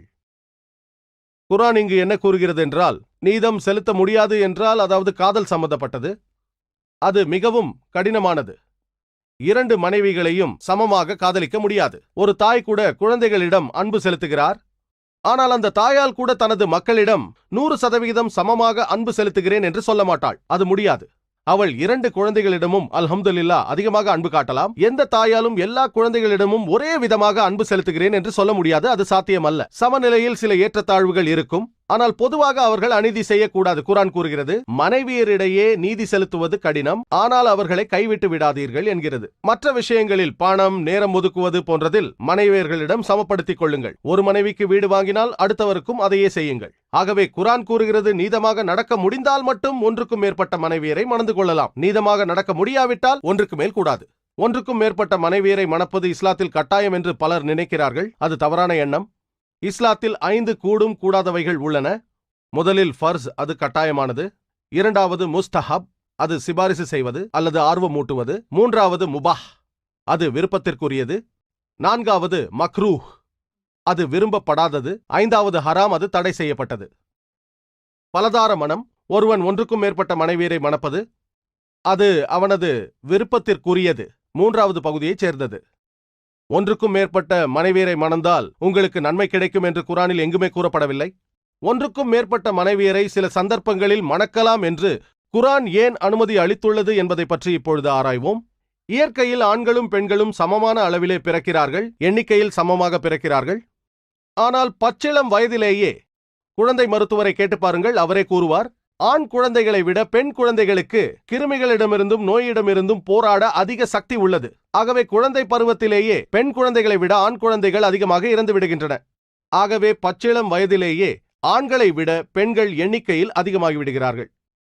மட்டுமின்றி வாழ்க்கை சூழலில் ஏற்படும் விபத்துக்கள், யுத்தங்கள், புகைப்பிடிக்கும் பழக்கம் போன்றவற்றால் பெண்களை ஒப்பிடும்போது ஆண்கள் அதிக அளவில் மரணமடைகிறார்கள். ஆகவே இன்று உலகில் ஆண்களை விட பெண்கள் அதிகமாக இருக்கிறார்கள். சில நாடுகளில், குறிப்பாக இந்தியா போன்ற நாடுகளில் பெண்களை விட அதிகமாக ஆண்கள் இருக்கிறார்கள். அதற்கு காரணம் பெண் குழந்தைகளை கருவிலேயே சிதைப்பதுதான். பிபிசியில் எமிலி பெக்கனன் என்ற பெண் தந்த தகவலின்படி, அந்த நிகழ்ச்சியின் பெயர் அசைன்மெண்ட், அவளை சாக விடுங்கள் என்ற தலைப்பில் அவர் கூறினார், இந்தியாவில் மட்டும் தினசரி 3000 சிசுக்கள் கர்ப்பத்திலேயே கலைக்கப்படுகின்றன. அவற்றை ஆராய்ந்தால் அவைகளெல்லாம் பெண் சிசுக்கள் என அறிய முடிகிறது. இந்த 3000ஐ 365ஆல் பெருக்கினால் ஒரு வருடத்திற்கு 10 லட்சம் சிசுக்களுக்கு மேலாக பெண் குழந்தைகள் என்று அறியப்பட்ட பிறகு அவை கருவிலேயே கலைக்கப்படுகின்றன. இத்தகைய சிசு கொலைகளை இந்தியாவிலும் மற்றும் சில நாடுகளிலும் நிறுத்தினால் பெண்களின் எண்ணிக்கை ஆண்களை விட அதிகமாக கூடும். அமெரிக்காவில் மட்டும் எடுத்த புள்ளி விவரப்படி ஆண்களை விட பெண்கள் 78 லட்சம் பேர் அதிகமாக இருப்பதாக கணக்கிடப்பட்டுள்ளது. நியூயார்க்கில் மட்டும் சுமார் 10 லட்சம் பெண்கள் ஆண்களை விட அதிகமாக உள்ளார்கள். நியூயார்க்கில் உள்ள மக்கட்தொகையில் 1/3 பங்கு ஆண் தன்னின புணர்ச்சி உள்ளவர்கள். இந்த மனநிலை உள்ளவர்கள் பெண்களை தங்களது வாழ்க்கை துணைவியர்களாக ஏற்றுக்கொள்ள மாட்டார்கள். சுமார் 2.5 கோடி பேர் ஆண் புணர்ச்சி உள்ளவர்கள் அமெரிக்காவில் இருக்கிறார்கள். 2.5 கோடி பேர் அமெரிக்காவின் பிரச்சனை. 2.5 கோடி. மேலும் யூகேவில் மட்டும் 40 லட்சம் பெண்கள் ஆண்களை விட அதிகமாக இருக்கிறார்கள். ஜெர்மனியில் மட்டும் 50 லட்சம் பெண்கள் ஆண்களை விட அதிகமாக இருக்கிறார்கள். ரஷ்யாவில் மட்டும் 90 லட்சம் பெண்கள் அதிகமாக இருக்கிறார்கள். உலகம் முழுக்க எத்தனை கோடி பெண்கள் ஆண்களை விட அதிகமாக இருக்கிறார்கள் என்று அல்லாஹ் சுப்ஹானஹு வ தஆலாவுக்கு மட்டும்தான் தெரியும். மேற்கத்திய தத்துவத்தை அல்லது முஸ்லிம் அல்லாதவர் கூறுவதை நான் ஏற்றுக்கொண்டால், அதாவது ஒருவனுக்கு ஒருத்திதான் என்ற தத்துவத்தை ஏற்றுக்கொண்டால், எனது சகோதரி அமெரிக்காவில் வாழ்வதாக வைத்துக் கொள்வோம். ஆண் பற்றாக்குறையான சூழலில் ஒரு ஆணுக்கு ஒரு பெண் என்ற ரீதியில் மனம் முடித்துக் கொண்டால், இருப்பினும் அங்கு 3 கோடி பெண்களுக்கு வாழ்க்கை துணை இல்லாமல் போகும். 78 லட்சம் பெண்கள் கூடுதலாக இருக்கிறார்கள். 2.5 கோடி ஆண் புணர்ச்சியாளர்கள் இருக்கிறார்கள். ஆக சுமார் 3 கோடிக்கும் அதிகமான பெண்களுக்கு வாழ்க்கை துணை இருக்காது. இந்த நிலையில் அமெரிக்காவில் வாழும் எனது சகோதரிக்கு அல்லது அங்கு வாழும் உங்கள் சகோதரிக்கு ஒரே ஒரு தீர்வுதான் உண்டு. அவளுக்கு ஒரு வாழ்க்கை துணைவன் அங்கு கிடைக்கவில்லை என்றால், ஒருவேளை அவருக்கு திருமணம் ஆகாத ஒருவர் கிடைத்தால் திருமணம் செய்து கொள்ளலாம். ஆனால் யாரும் கிடைக்கவில்லை என்றால் அவர் என்ன செய்வார்? அவரிடம் இருக்கும் ஒரே ஒரு தீர்வு, ஏற்கனவே திருமணமான ஒருவரை அவர் மணம் முடிக்க வேண்டும் அல்லது அவர் பொது சொத்தாக மாறிவிட வேண்டும். மக்கள் கூறுவார்கள், பொது சொத்தா? டாக்டர் ஜாகிர் கடுமையான வார்த்தையை உபயோகிக்கிறார். நான் கூறுகிறேன், இதைவிட தரமான வார்த்தையை என்னால் உபயோகிக்க முடியாது. மற்ற வார்த்தைகளை என்னால் உபயோகப்படுத்த முடியாது, ஏனென்றால் நான் ஒரு தாயி. பொது சொத்தாகி விடுவார். மூன்றாவது தீர்வே இல்லை.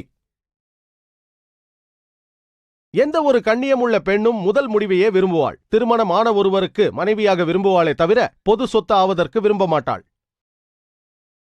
மேலும் மேற்குலகில் உங்களுக்கே தெரியும், இது மிகவும் சாதாரணமாக வைப்பாட்டிகளை வைத்திருப்பார்கள்.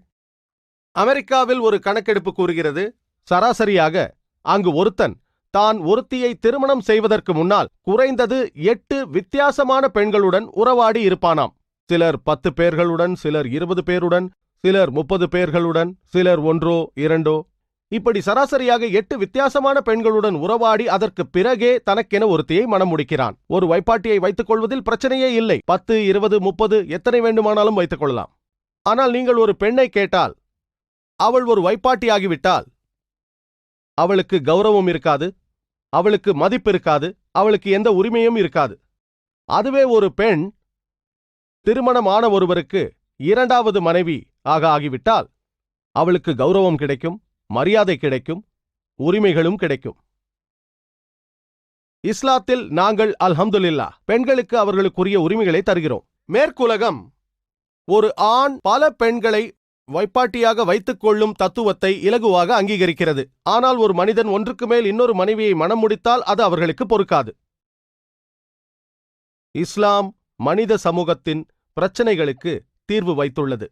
ஆராய்ந்து பார்த்தால் பெரும்பாலான எல்லா பெரிய மதங்களும் நல்லதையே சொல்லுகின்றன. திருடாதீர்கள், ஏமாற்றாதீர்கள் என்பதைப் போல இஸ்லாமும் அதைத்தான் சொல்லுகிறது. ஆயினும் இஸ்லாத்திற்கும் மற்ற மதங்களுக்கும் உள்ள வித்தியாசம், இஸ்லாம் நல்லவைகளை சொல்லுவதோடு அந்த நல்லவற்றை அடைவதற்கான வழிமுறைகளையும் காட்டிக் கொடுக்கிறது. அல்லது அந்த நன்னிலையை அடைய குறிப்பிட்ட கொள்கைகளை, சட்டங்களை பின்பற்ற வலியுறுத்துகிறது.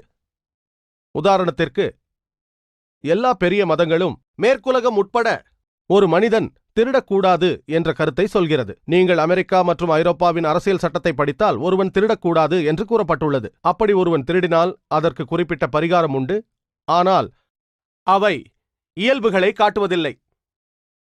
இஸ்லாமும் நீங்கள் திருடாதீர்கள் என்று கூறுகிறது.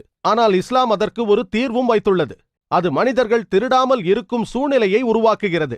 இஸ்லாம் ஜகாத் என்னும் ஒரு முறையை தந்துள்ளது. செல்வம் படைத்த ஒவ்வொருவரும் நிசாபுக்கு மேல் அதிகமாக, அதாவது 85 கிராம் தங்கம் இருப்பின் அதில் 2.5% தர்மமாக ஒவ்வொரு சந்திர ஆண்டிலும் தர வேண்டும். இதன்படி எல்லா பணம் படைத்தவரும் ஜகாத் கொடுத்தால் இந்த உலகிலிருந்து வறுமை அறவே நீக்கப்பட்டுவிடும். எந்த ஒரு தனி மனிதனும் பசியால் மரணமடைய மாட்டான்.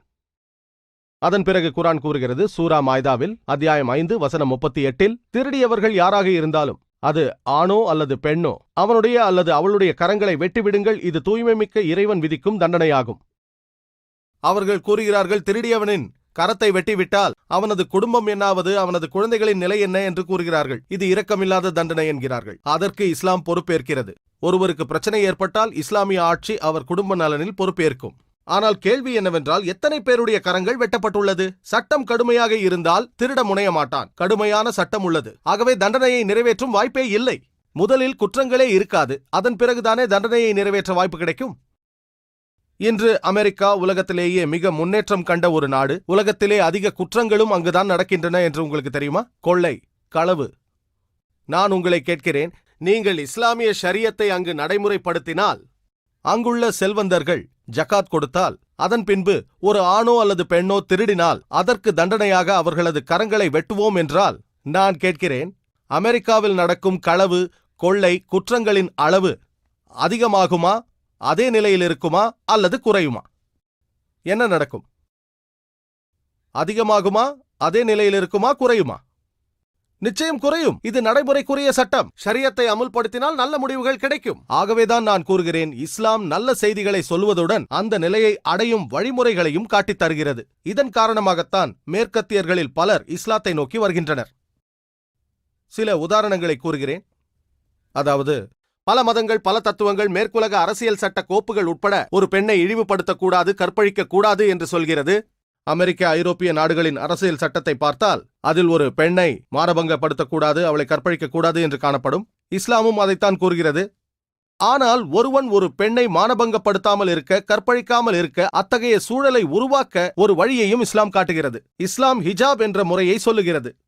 சாதாரணமாக இஸ்லாமிய பேச்சாளர்கள் எப்போதும் பெண்களின் ஹிஜாபை பற்றியே பேசுவார்கள். ஆனால் தூய்மைமிக்க இறைவன் அல்லாஹ் அவனது குரானில் முதலில் ஆண்களுக்குத்தான் ஹிஜாபை பேணச் சொல்கிறான், அதன் பிறகே பெண்களுக்கு சொல்கிறான். குரான் கூறுகிறது, சூரா அன்-நூர் அத்தியாயம் 24 வசனம் 30, நன்னம்பிக்கை உள்ள மனிதன் அவனது பார்வையை தாழ்த்தி வெட்கத்தலங்களை காத்துக்கொள்ளட்டும். ஒரு ஆண் ஒரு பெண்ணை பார்க்கும்போது வெட்கங்கெட்ட எண்ணங்கள் அவன் மனதில் வந்தாலோ, மோசமான நினைப்புகள் தோன்றினாலோ அவன் பார்வையை தாழ்த்திக் கொள்ள வேண்டும் என்று குரான் கூறுகிறது. ஒரு நாள் என் நண்பர், அவர் ஒரு முஸ்லிம், அவர் ஒரு பெண்ணை நீண்ட நேரம் பார்த்து கொண்டே இருந்தார். நான் அவரை கேட்டேன், சகோதரரே என்ன செய்கிறீர்கள்? இது இஸ்லாத்தில் அனுமதிக்கப்படவில்லை என்றேன். அவர் கூறினார், அன்புக்குரிய இறை தூதர் சொன்னார்கள், முதல் பார்வை அனுமதிக்கப்பட்டுள்ளது, இரண்டாவது தடுக்கப்பட்டுள்ளது, நான் எனது பார்வையின் பாதியை இன்னும் முடிக்கவில்லை என்றார். இறை தூதர் முதல் பார்வை அனுமதிக்கப்பட்டது, இரண்டாவது பார்வை தடுக்கப்பட்டது என்று சொன்னதின் அர்த்தம், முதல் பார்வை என்பது கண் சிமிட்டாமல் தொடர்ச்சியாக 10 நிமிடங்கள் பார்க்கலாம் என்ற அனுமதி அல்ல. இறை தூதர் அவர்கள் கூறியதின் பொருள், எந்த நோக்கமுமின்றி உங்கள் பார்வை ஒரு பெண் மீது பட்டால் தவறில்லை, தீய நோக்கத்தோடு மீண்டும் அவளை பார்க்காதீர்கள். அடுத்த வசனம் பெண்களுக்கான ஹிஜாபை பற்றி கூறுகிறது. குரான் கூறுகிறது, சூரா அன்-நூர் அத்தியாயம் 24 வசனம் 31, மூமீனான பெண்களுக்கு கூறுவீராக, அவர்கள் பார்வைகளை தாழ்த்தி வெட்கத்தலங்களை பாதுகாக்க வேண்டும். சாதாரணமாக வெளியில் தெரியக்கூடியதை தவிர வேறு எதையும் வெளிக்காட்டக்கூடாது. தங்கள் மார்புகளை முந்தானையால் மறைத்துக் கொள்ள வேண்டும். தனது கணவன், தந்தை, மகன், இப்படியாக மகரம் சம்பந்தமாக குரான் ஒரு பெரிய பட்டியலை தருகிறது. திருமண பந்தம் செய்ய முடியாத இத்தகையவர்கள் முன்னிலையில் அந்த நிலையை சற்று தளர்த்துகிறது. ஹிஜாப் சம்பந்தமாக அடிப்படையில் 6 விதமாக வகைப்படுத்தி கூறப்பட்டுள்ளது. ஒரு ஆணுக்கு தொப்புளிலிருந்து கணுக்கால் வரையில், பெண்களை பொறுத்தவரை முழு உடலும் மறைக்கப்பட வேண்டும். வெளியில் தெரியக்கூடிய பாகங்கள் முகமும் மணிக்கட்டு வரை கைகளும் மட்டுமே. சில அறிஞர்கள் அதுவும் மூடப்பட வேண்டும் என்று சொல்கிறார்கள். எஞ்சியுள்ள 5 வகைப்படுத்தலும் ஆணுக்கும் பெண்ணுக்கும் சமம்தான். இரண்டாவது, அவர்கள் அணியும் உடைகள் உடலோடு ஒட்டியதாக உறுப்புகளை வெளிப்படுத்துவதாக இருக்கக்கூடாது. மூன்றாவது, தெளிவாக தெரியக்கூடிய மெல்லிய துணிகளை அணியக்கூடாது. நான்காவது, எதிர்ப்பாளரை கவரக்கூடிய விதத்தில் கவர்ச்சியாக இருக்கக்கூடாது. ஐந்தாவது, நன்னம்பிக்கை அற்றவர்களை அடையாளப்படுத்தும் விதமாக, குறிப்பாக கிறிஸ்தவர்கள் சின்னமான சிலுவையை அணியக்கூடாது. ஓம் என்ற டாலரையோ பொட்டையோ வைக்கக்கூடாது, அது இந்து மதத்தின் அடையாளம். நம்பிக்கை இல்லாதவர்களை அடையாளம் காட்டும் வகையில் நீங்கள் துணிகளை அணியக்கூடாது. கடைசியாக, அடுத்த பாலினத்தாரை அடையாளம் காட்டும் வகையில் துணிகளை அணியக்கூடாது.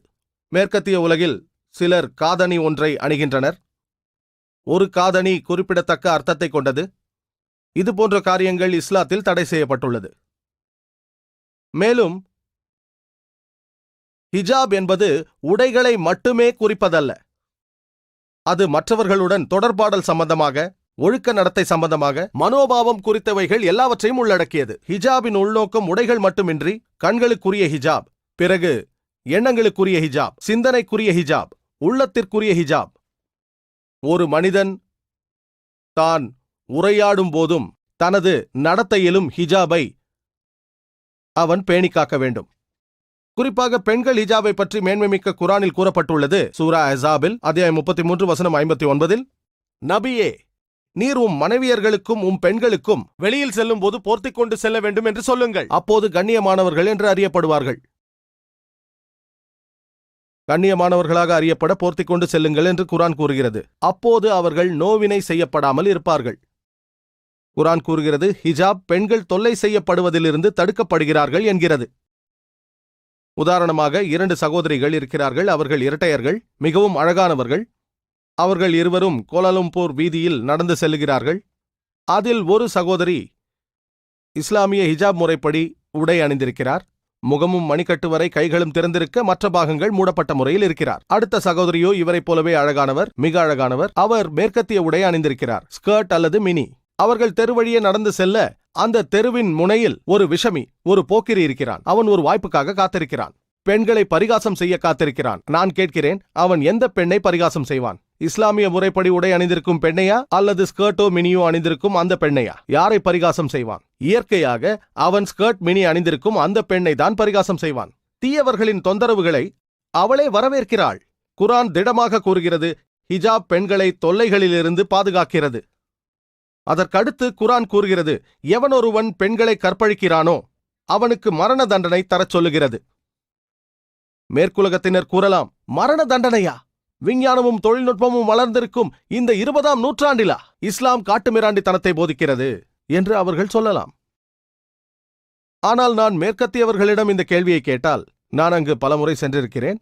அதாவது, ஒருவேளை யாராவது ஒருவர் அப்படி நடக்கக்கூடாது, உங்கள் மனைவியையோ தாயையோ கற்பழித்தால் அந்த வழக்குக்கு உங்களை நீதிபதியாக்கி கற்பழித்தவனை உங்கள் முன் கொண்டு வந்து நிறுத்தினால் நீங்கள் அவனுக்கு என்ன தண்டனை அளிப்பீர்கள்?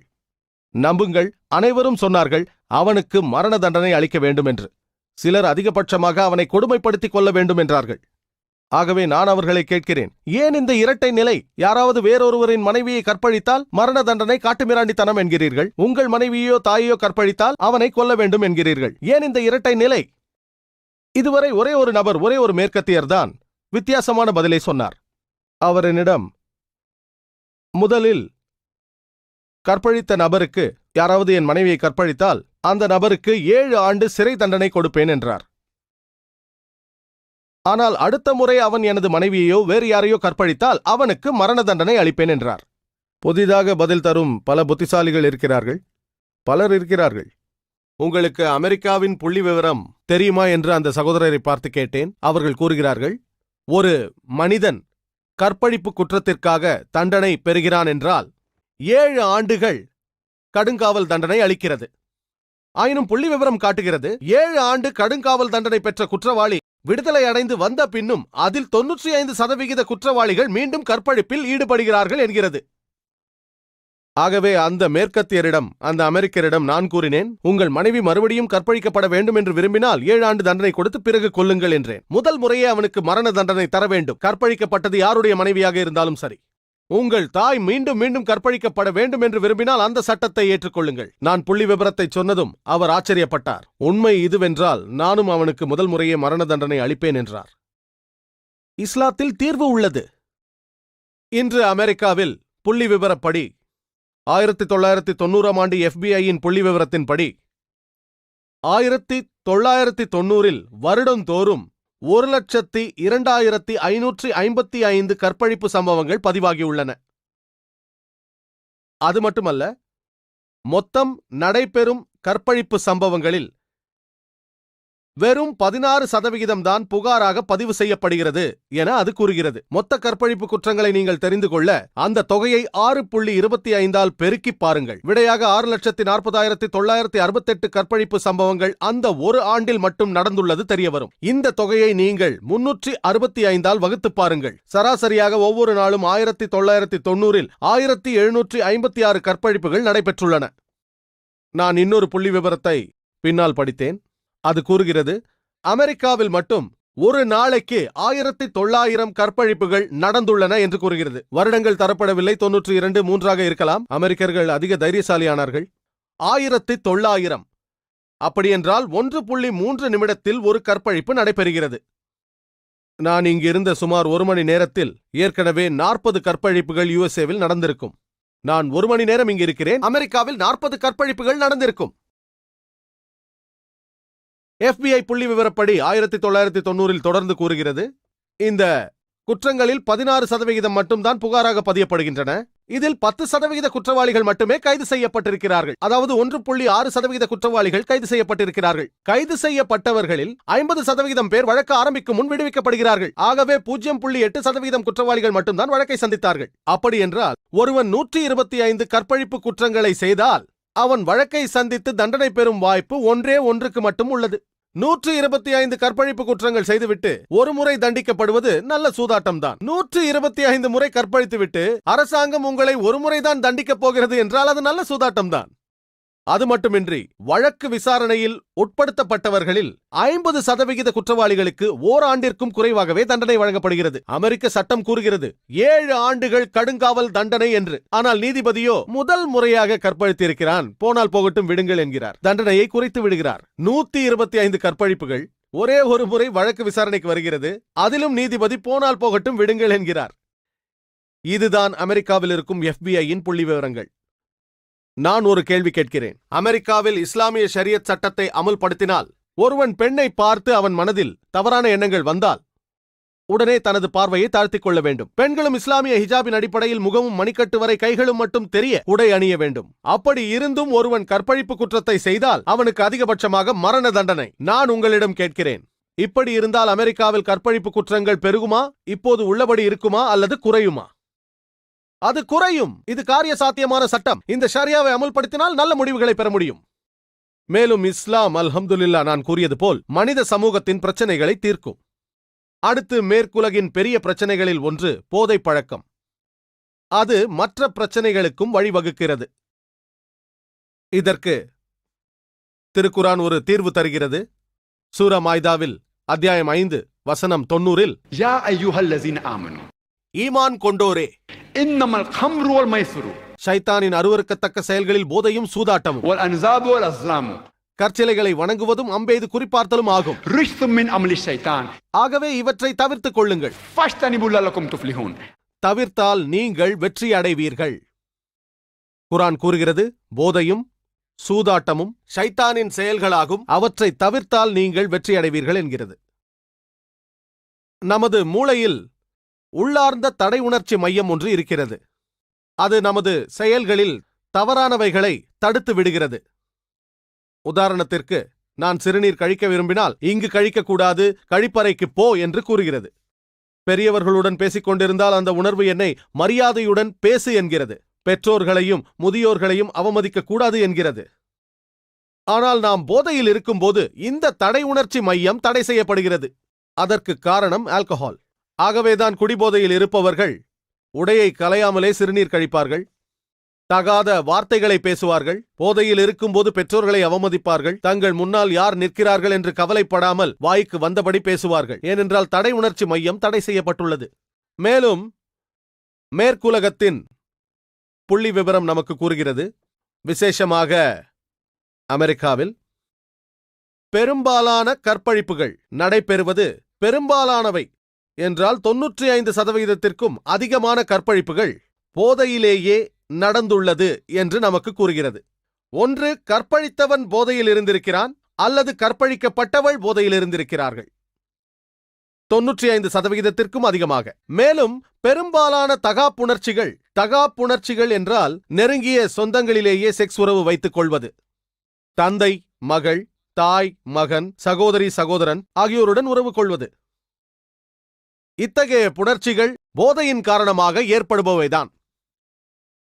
அதிகபட்சம் அப்படித்தான். 95% கற்பழிப்புகளும் எல்லா விதமான தகாப்புணர்ச்சிகளும் போதையின் காரணத்தால் உண்டாகின்றன.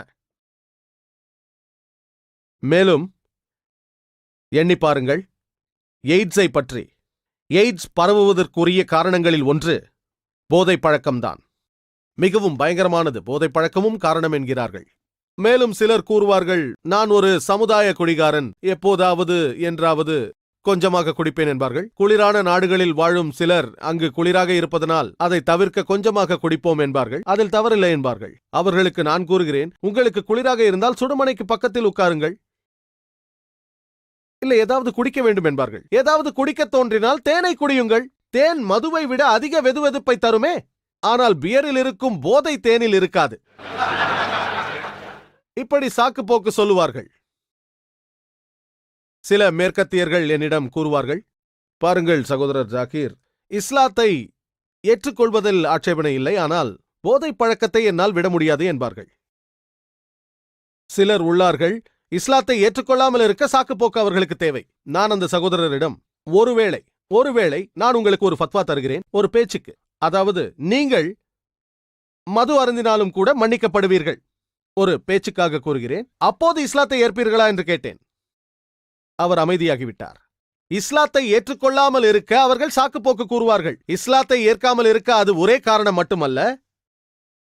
இஸ்லாம் ஒரு நல்ல மார்க்கம்தான், ஆனால் மதுவை என்னால் விட முடியாது என்றார். பரவாயில்லை, குறைந்தபட்சம் ஷிர்க்கை விட்டுவிடுங்கள், நீங்கள் குடித்தாலும் மன்னிக்கப்படுவீர்கள் என்று எழுதி தருகிறேன். ஒருவேளை அல்லாஹ் மன்னிக்கலாம், ஷிர்க் செய்தால் மன்னிக்க மாட்டான். ஷிர்க் செய்தால் அல்லாஹ் மன்னிக்கவே மாட்டான். பிரச்சனையே இல்லை. இஸ்லாத்தை ஏற்பதற்கு அது மட்டும்தான் தடையாக இருக்கிறது என்றால் நான் ஒரு சர்டிபிகேட் தருகிறேன், எந்த பிரச்சனையும் இல்லை, மது அருந்தலாம், ஆனால் இஸ்லாத்தின் மற்ற விஷயங்களை பின்பற்றுங்கள் என்பேன். சாக்கு சொல்பவர்களுக்கு இது ஒரு யுக்தி. இஸ்லாத்தை ஏற்காமல் இருக்க பலர் சாக்கு சொல்வார்கள். ஆனால் இஸ்லாத்தில் பிரச்சனைகளுக்கு தீர்வு உள்ளது. சிலர் கூறுவார்கள், எனது தந்தை பல நாட்களாக சமூக குடிகாரராக உள்ளார். நான் அவர்களிடம் கூறுவேன், எந்த ஒரு குடிகாரரும், அவரிடம் நீங்கள் பேட்டி கண்டால் உங்களுக்கு தெரியும், மருத்துவர்களை விசாரித்தால் அவர்களுக்கும் தெரியும், எந்த குடிகாரரும் தான் குடிகாரனாக வேண்டும் என்பதற்காக குடிக்க ஆரம்பிப்பதில்லை. போதை பழக்கத்திற்கு அடிமையாக வேண்டும் என்றும் யாரும் குடிக்க ஆரம்பிப்பதில்லை. ஒரு சமூக குடிகாரராகத்தான் ஆரம்பிக்கிறார்கள். அதில் பலர் போதைக்கு அடிமையாகி விடுகிறார்கள். மேலும் சிலர் கூறுவார்கள், என்னுடைய தந்தை அவர் ஒரு சமூக குடிகாரர் என்று கூறுவார்கள். அவருக்கு நல்ல மனோதிடம் உள்ளது என்பார்கள். அவர் வாரத்திற்கு ஒரு முறையோ 2 முறையோ ஒரு பெக் மட்டுமே அருந்துவார் என்பார்கள். போதையால் ஆட்கொள்ளப்படுவதில்லை என்பார்கள். நான் கூறுகிறேன், எந்த மனிதனும் பல ஆண்டுகளாக மது அருந்தி வரும் எந்த ஒரு மனிதனும் அவனிடம் எப்போதாவது தாங்கள் போதையால் ஆட்கொள்ளப்பட்டது உண்டா என்று கேட்டால் யாராலும் இல்லை என்று சொல்ல முடியாது. அவர் சமூக குடிகாரராக இருந்தாலும் எப்போதாவது சில முறை அவர் போதையால் ஆட்கொள்ளப்பட்டிருக்க வேண்டும். ஒருவேளை அந்த சந்தர்ப்பத்தில் அவர் ஒரு குற்றத்தை இழைத்துவிட்டால், கற்பழிப்போ தகாத புணர்ச்சியோ, எந்த ஒரு அடக்கமான நபராக இருந்தாலும் தன்னைத்தானே அவரால் மன்னித்துக் கொள்ள முடியுமா? அந்த இழப்பு சீர்படுத்த முடியாதது, மாற்ற முடியாத இழப்பு. அவருக்கும் அவரால் பாதிக்கப்பட்டவருக்கும் மன்னிக்க முடியாதது. குடிபோதையில் இருக்கையில் புத்தி மாறாட்டமான நிலையில் நீங்கள் யாரையாவது கற்பழித்து விட்டால் அல்லது தகாப்புணர்ச்சியில் ஈடுபட்டால், ஒரு தந்தை தனது மகளை கற்பழித்து விட்டால் அவரால் எப்போதாவது மன்னிப்பை பெற முடியுமா? ஆகவேதான் நமது அன்புக்குரிய நபி அவர்கள் கூறுகிறார்கள், இப்னு மாய்ஜாவில் குறிப்பிடப்பட்டுள்ளது, பாகம் 3, போதை சம்பந்தமான பாடம், அத்தியாயம் 30, ஹதீத் எண் 3392. எல்லாவித போதைகளும் தடுக்கப்பட்டது. அது மிகச்சிறிய அளவாயினும் சரியே, அதற்கு எந்த சமாதானமும் இல்லை. நபி அவர்கள் கூறினார்கள், இப்னு மாஜாவில் பாகம் 3 போதை சம்பந்தமான பாடத்தில் அத்தியாயம் 30 ஹதீத் எண் 3371, மது போதையே எல்லா குற்றங்களுக்கும் தாயாகும். எல்லா குற்றங்களுக்கும் தாயாகும். மது போதையால் இப்போது சமூகத்தில் எவ்வளவு குற்றங்கள்! பெண்களை அவமதித்தல், கற்பழிப்பு, நோய்கள் போல பல உள்ளன.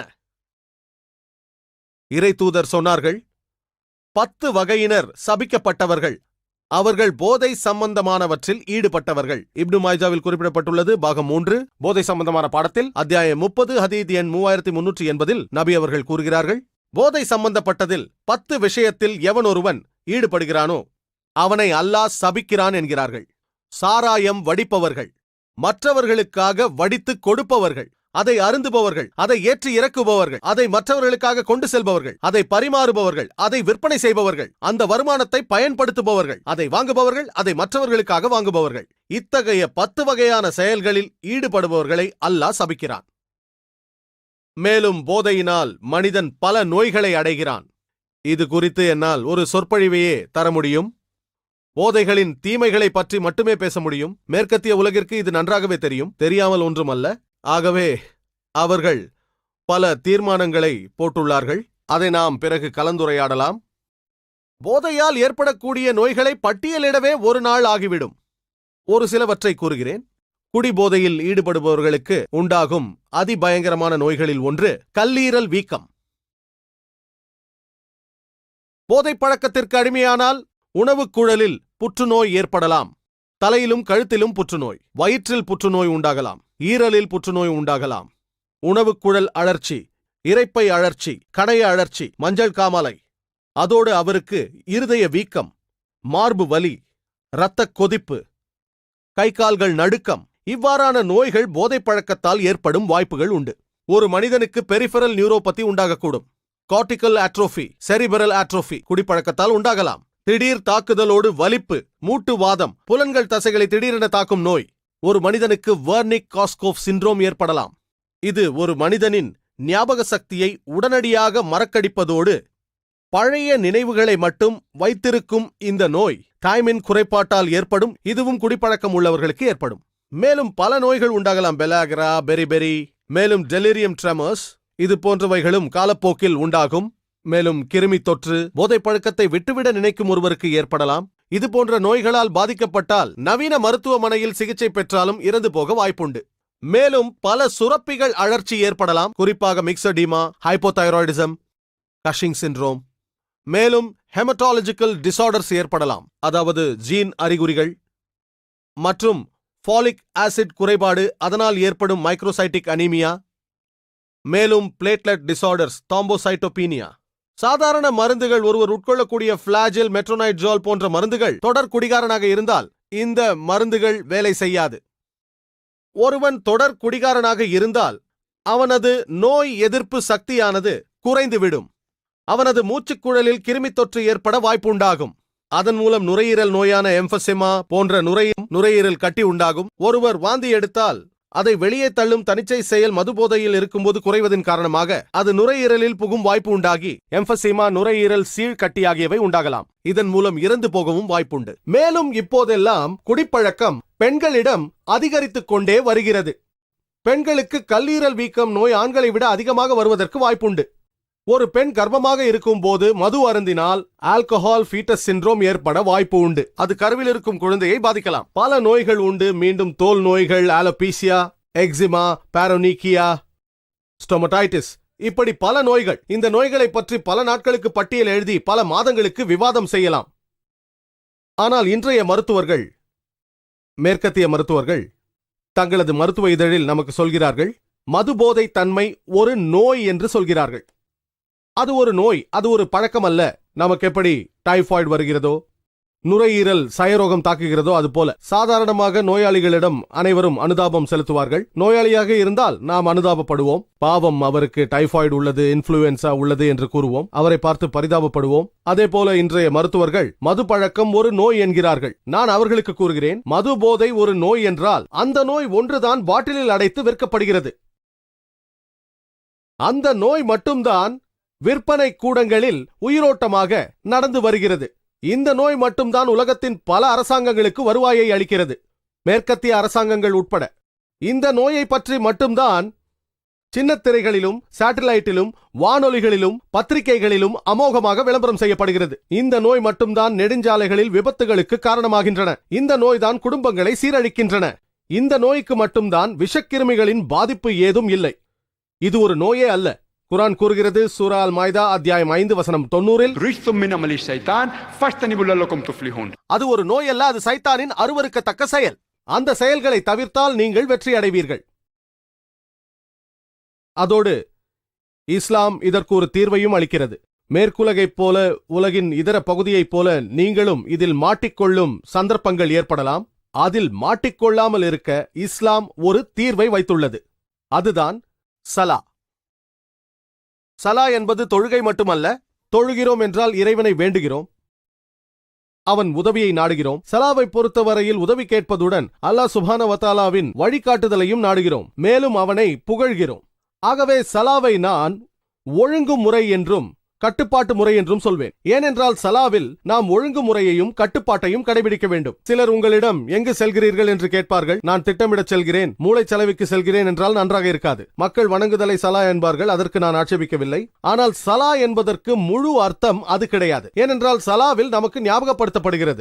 இமாம் சூரா ஃபாத்திஹாவை ஓதிய பிறகு சில வசனங்களை ஓதி நமக்கு ஞாபகமூட்டுவார். சூரா பக்ரா அத்தியாயம் 2 வசனம் 188 ஓதலாம். அதில் லஞ்சம் கொடுக்காதீர்கள் என்று கூறப்பட்டுள்ளது. சூரா மாய்தா அத்தியாயம் 5 வசனம் 90 ஓதலாம். மதுபானமும் சூதாட்டமும் சைத்தானின் அருவருக்கத்தக்க செயல் என்று கூறப்பட்டுள்ளது. நமக்கு செயல்முறை திட்டம் தரப்பட்டுக் கொண்டே இருக்கிறது. காரணம், இந்த உலகில் நமது நன்னடத்தைகளை அழித்துவிட நிறைய வாய்ப்புகள் உள்ளன. ஆகவே தூய்மை மிக்க அல்லாஹ் நாம் எப்படி நன்னடத்தைகளை பின்பற்ற வேண்டும் என்பதற்கு தீர்வுகளை காட்டியுள்ளான். இன்று மேற்குலகம் ஒன்றிற்காகத்தான் அஞ்சுகிறது. இப்போதெல்லாம் அது அதிகமாக அஞ்சுவது இஸ்லாத்திற்கு மட்டும்தான். மேற்குலகத்தினர் என்று நான் சொன்னால் குறிப்பாக அதன் தலைவர்கள் இஸ்லாத்தை கண்டு அஞ்சுகிறார்கள், பயப்படுகிறார்கள். ஏன் தெரியுமா? ஏனென்றால் சமூகத்தில் எல்லா வகை தீமைகளையும் பரப்பிவிட்டு அதன் மூலம் அவர்கள் இன்பம் அனுபவிக்கிறார்கள். இப்போதிருக்கும் தீமைகள் எல்லாம் அழிந்து விடுமோ என்று மேற்குலகம் பயப்படுகிறது. இஸ்லாம் அங்கு பரவினால் தீமைகள் அனைத்தும் நின்றுவிடும். மதுபோதை ஒழிந்துவிடும், நாட்டியம் நின்றுவிடும், தவறான உறவுகள் குறைந்துவிடும், கற்பழிப்புகள் ஒழிந்துவிடும். அதன் பிறகு யார் நம்மை மதிப்பார்கள்? இந்த எண்ணத்தில்தான் மேற்குலகின் தலைவர்கள் இஸ்லாத்தை கண்டு அஞ்சுகிறார்கள். அதன் காரணமாகத்தான் ஊடகங்கள் இஸ்லாத்திற்கு எதிரான பொய்யான செய்திகளை அள்ளி வீசுகின்றன. டெலிவிஷனை நீங்கள் பார்த்தால், ரேடியோவில் கேட்டால், பத்திரிகைகளில், செய்தித்தாள்களில் நீங்கள் படித்தால் இஸ்லாத்திற்கு எதிராக அவதூறு கூறுவதாகவே இருக்கும். எங்காவது ஒரு குண்டுவெடிப்பு நடந்தால் முஸ்லிமால் நடத்தப்பட்டது என்பார்கள். அவர்கள் அடிப்படைவாதிகள், தீவிரவாதிகள் என்று அவதூறு கூறுவார்கள். உதாரணத்திற்கு ஓக்லஹோமா குண்டுவெடிப்பில் முதல் பக்கத்தில் மத்திய கிழக்கின் சதி என்றார்கள். சிறிது நேரத்திற்கு பிறகு அது ஒரு அமெரிக்க படைவீரனால் ஏற்பட்டது என்று தெரிய வந்தது. அது பத்திரிகையின் உட்பக்கத்தில் வரும், தலைப்புச் செய்தியாக வராது. முஸ்லிம்கள் தீவிரவாதிகள் என்று முதல் பக்கத்தில் வரும், ஆனால் உண்மையான காரணம் உள்ளே மறைத்து வைக்கப்படும். சில நேரங்களில், சில நாடுகளில் 50 வயது நிரம்பிய ஒரு முஸ்லிம் ஒரு 16 வயது பெண்ணை மணம் முடித்தார். ஆனால் சம்மதத்துடன் என்பது சின்ன எழுத்தில் வரும். ஆனால் 50 வயது முஸ்லிம் ஒரு 16 வயது பெண்ணை திருமணம் செய்தார் என்பது முதல் பக்கத்தில் வரும். அதுவே ஒரு 50 வயது முஸ்லிம் அல்லாத ஒருவர் ஒரு 6 வயது குழந்தையை கற்பழித்தால் அது செய்தி சுருக்கத்தில் வரும். சுருக்கமான செய்தி எங்காவது ஒரு மூலையில் இருக்கும். இப்படி நடப்பதெல்லாம் சாதாரணமாகிவிட்டது. ஆகவே பெண்ணின் சம்மதத்தோடு, பெற்றோர்களின் சம்மதத்தோடு திருமணம் செய்தால் அதை அவர்களால் ஜீரணிக்க முடியவில்லை. ஆகவே மேற்குலகின் தலைவர்கள் இஸ்லாத்தை இழிவுபடுத்த நினைக்கிறார்கள். முஸ்லிம்கள் அடிப்படைவாதிகள், தீவிரவாதிகள் என்று கூறுகிறார்கள். இஸ்லாம் பெண்களை அடிமைப்படுத்துகிறது என்கிறார்கள். இதற்குரிய எல்லா பதில்களையும் இஸ்லாத்தில் பெண்களின் உரிமை என்ற என்னுடைய சொற்பொழிவில் நான் தந்துள்ளேன். உங்களுக்கு ஏதேனும் சந்தேகம் இருந்தால் அதை பார்க்கலாம். இத்தகைய சூழ்நிலையிலும் கூட மேற்குலக தலைவர்கள் இஸ்லாத்திற்கு எதிராக இருந்தாலும் கூட அல்ஹம்துலில்லாஹ் மேற்கத்தியர்கள் இஸ்லாத்தை நோக்கி வந்து கொண்டிருக்கின்றனர். நமக்கு தரப்பட்ட தலைப்பில் காணப்படும் கேள்வி சரியானதல்ல. மேற்குலகத்தினர் இஸ்லாத்தை நோக்கி ஏன் வருகிறார்கள்? இது சரியல்ல. ஏன் வருகிறார்கள் என்று கேட்பதை விட ஏன் திரும்பி வருகிறார்கள் என்று கேட்க வேண்டும். ஏனென்றால் நமது அன்பிற்குரிய இறைத்தூதர் பிறக்கும் ஒவ்வொரு மனிதனும் இஸ்லாத்தில்தான் பிறக்கிறான் என்றார்கள். அதன் பொருள் ஒரு மனிதன் முஸ்லிமாகத்தான் பிறக்கிறான். பிறந்த பின் பெற்றோர்கள், மூத்தவர்கள், அடுத்தவர்களின் பாதிப்பால் அந்த குழந்தை நெருப்பையோ சிலையையோ வணங்கத் தொடங்குகிறது. அதனால் சரியான வார்த்தை அனைவரும் கன்வெர்ட் என்பார்கள். நான் எப்போதும் ரிவர்ட் என்பேன். கன்வெர்ட் என்றால் ஒரு தடத்திலிருந்து இன்னொரு தடத்திற்கு மாறுவது. ரிவர்ட் என்றால் சரியான தடத்தில் இருந்து தவறான தடத்திற்கு போய் மறுபடியும் சரியான தடத்திற்கு வருவது. ஆகவே மிகச் சரியான பொருத்தமான சொல் ரிவர்ட், திரும்பி வருதல் என்பது. ஆகவே மேற்கத்தியர்கள் வரவில்லை, அது திரும்ப வந்து கொண்டிருக்கிறது. ஏனென்றால் இஸ்லாம் மனித சமூகத்தின் பிரச்சனைகளுக்கு தீர்வை அளிக்கிறது. மேற்குலகுக்கு மட்டுமல்ல, இஸ்லாம் மேற்குலகுக்கு மட்டும்தான் என்றல்ல, மொத்த மனித இனத்திற்கும் உரியது. ஒளிமிக்க திருக்குரான் அரபியர்களுக்கோ முஸ்லிம்களுக்கோ அல்லது மேற்கத்தியர்களுக்கோ மட்டுமல்லாமல் திருக்குரானில் குறிப்பிடப்பட்டுள்ளது. சூரா இப்ராஹிம் அத்தியாயம் 14 வசனம் 1 அலிஃப் லாம் ரா. மனிதர்களை அவர்களுடைய இறைவனின் அனுமதியை கொண்டு இருளிலிருந்து வெளியேற்றி பிரகாசத்தின் பால் நீர் கொண்டு வருவதற்காக இவ்வேதத்தை நாமே உமக்கு இறக்கியிருக்கின்றோம். முஸ்லிம்களுக்கு மட்டுமோ அரபிகளுக்கு மட்டுமோ அல்ல, திருக்குரான் அனைவருக்கும் வழிகாட்டும் ஒரு ஒளி விளக்காகும். குரான் கூறுகிறது, சூரா பக்ரா அத்தியாயம் 2 வசனம் 185, ரமலான் மாதத்தில்தான் மனிதர்களுக்கு வழிகாட்டியாகவும் தெளிவான சான்றுகளை கொண்டதாகவும் மொத்த மனித இனத்திற்கும் வழிகாட்டியாகவும் இருக்கிறது. குரான் கூறுகிறது, சூரா ஜுமர் அத்தியாயம் 39 வசனம் 41, நிச்சயமாக நாம் மனிதர்களுக்காக உண்மையை கொண்டு இவ்வேதத்தை உம்மீது இறக்கி வைத்தோம். அரபியர்களுக்கோ முஸ்லிம்களுக்கோ மேற்கத்தியர்களுக்கோ மட்டுமல்ல, மொத்த மனித இனத்திற்கும் இறக்கப்பட்டது. இறை தூதர் நபி அவர்களும் முஸ்லிம்களுக்கோ அரபியர்களுக்கோ மட்டுமே இறை தூதராக அனுப்பப்படவில்லை, மேற்கத்தியர்களுக்கு மட்டுமே கூட இல்லை. குரான் கூறுகிறது, சூரா அன்பியா அத்தியாயம் 21 வசனம் 107, வமா அர்சல்னாக இல்லா ரஹ்மத்தல் லில் ஆலமீன், நாம் உம்மை அகிலத்தாருக்கு எல்லாம் ரஹமத்தாக ஒரு அருட்கொடையாகவே அன்றி அனுப்பவில்லை, எல்லா படைப்பினங்களுக்கும் எல்லா மனித இனத்திற்கும் அருட்கொடையாக அனுப்பப்பட்டவர்கள். குரான் கூறுகிறது, சூரா சபா அத்தியாயம் 34 வசனம் 28, வமா அர்சல்னாக இல்லா காஃபத்தல் லின்னாஸ் பஷீரா வ நஸீரா வலக்கின் அக்ஸர் நாஸ் லா யஅலமூன், நாம் உம்மை மனித குலம் முழுமைக்கும் நன்மாராயம் கூறுபவராகவும் அச்சமூட்டி எச்சரிக்கை செய்பவராகவுமே அன்றி அனுப்பவில்லை. ஆனால் மனிதர்களில் பெரும்பாலோர் அறிய மாட்டார்கள். ஆகவே இஸ்லாம் மேற்குலகுக்கு மட்டும் உரிய மார்க்கம் அல்ல, அது மனித குலம் எல்லாவற்றிற்கும் உரியது. நீங்கள் ஆச்சரியம் அடைய மாட்டீர்கள், பத்திரிகைகளில் பிளெயின் ட்ரூத் என்ற செய்தி வந்தது. அது முன்பு ஒரு காலத்தில் ரீடர்ஸ் டைஜஸ்டில் வந்த ஒரு செய்தி. 1986 மறுபதிப்பு செய்யப்பட்டது. அது ஒரு புள்ளி விவரத்தை தருகிறது. உலகத்தில் உள்ள பிரதான மதங்களின் வளர்ச்சி விகிதத்தை பட்டியலிடுகிறது. 1934 இருந்து 84 வரை இந்த 50 ஆண்டுகளில் உலகில் உள்ள பெரிய மதங்களின் வளர்ச்சி விகிதத்தை தந்தது. அதில் முதல் இடம் இஸ்லாத்திற்கு தான், 235%. கிறிஸ்தவம் வெறும் 47%. இன்று அமெரிக்காவில் அதிவேகமாக பரவும் மார்க்கமானது இஸ்லாம். ஐரோப்பாவில் வேகமாக பரவும் மார்க்கம் இஸ்லாம் தான். இதன் மூலம் தீர்க்க தரிசனம் உண்மையாகிறது. திருக்குரானில் அல்லாஹ் சுப்ஹானஹு வ தஆலா கூறுகிறான், சூரா சஃபில் அத்தியாயம் 61 வசனம் 9, மேலும் சூரா தௌபா அத்தியாயம் 9 வசனம் 33, هو الذي أرسل رسوله بالهدى والدين الحق ليظهره على الدين كله. அவனே தன் தூதரை நேர் வழியுடனும் சத்திய மார்க்கத்துடனும் அனுப்பி வைத்தான். ஆகவே எல்லா மார்க்கங்களையும் இது மிகைக்கும். எல்லா சாராம்சங்களையும், எல்லா வாழ்வு முறைகளையும், அது நாஸ்திகமாயினும் லௌகீகமாயினும் மார்க்சிசம், கம்யூனிசம், வெஸ்டர்னிசம் எதுவாயினும் அவற்றையெல்லாம் இஸ்லாம் வீஞ்சி நிற்கும். எல்லாவற்றிலும் மேலாண்மை பெறும், வெற்றி கொள்ளும். ولو كره المشركون. முஸ்லிக்குகள் அதை விரும்பாவிட்டாலும் சரி, சிலை வணங்குபவர்கள் விரும்பாவிட்டாலும் சரி. இது சம்பந்தமான செய்தி 3 இடங்களில் சொல்லப்படுகிறது.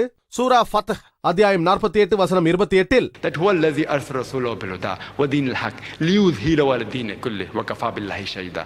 அவனே தன் தூதரை நேரான வழியை கொண்டும் சத்திய மார்க்கத்தை கொண்டும் அனுப்பியிருக்கிறான். சகல மார்க்கங்களையும் விட அதை மேலோங்கச் செய்வதற்காக. அது ஹிந்துயிசம் ஆனாலும், ஜுடாயிசம் ஆனாலும், கிறிஸ்தவமானாலும், கம்யூனிசம் ஆனாலும், செக்குலரிசம் ஆனாலும், நாஸ்திகமானாலும், மேற்கத்திய கொள்கையானாலும், இஸ்லாம் இவை எல்லாவற்றையும் புறந்தள்ளி முன்னிற்கும். அவற்றிலெல்லாம் மேன்மை பெறும், வெற்றி கொள்ளும். இதற்கு அல்லாஹ் சாட்சியாக இருப்பதே போதுமானது. அல்லாஹ்வே சாட்சியாக இருக்கிறான். இஸ்லாம் என்ற இந்த மார்க்கமானது உலகம் முழுவதும் பரவும். நான் எனது சொற்பொழிவை முடிக்கும் முன் ஆரம்பத்தில் நான் குறிப்பிட்ட சூரா ஆல இம்ரான் அத்தியாயம் 3 வசனம் 19 மொழிபெயர்ப்பை கூறி நிறைவு செய்ய விரும்புகிறேன். إن الدين عند الله الإسلام. நிச்சயமாக இஸ்லாம் தான் அல்லாஹ்விடத்தில் ஒப்புக்கொள்ளப்பட்ட மார்க்கமாகும். وآخر دعوانا الحمد لله رب العالمين.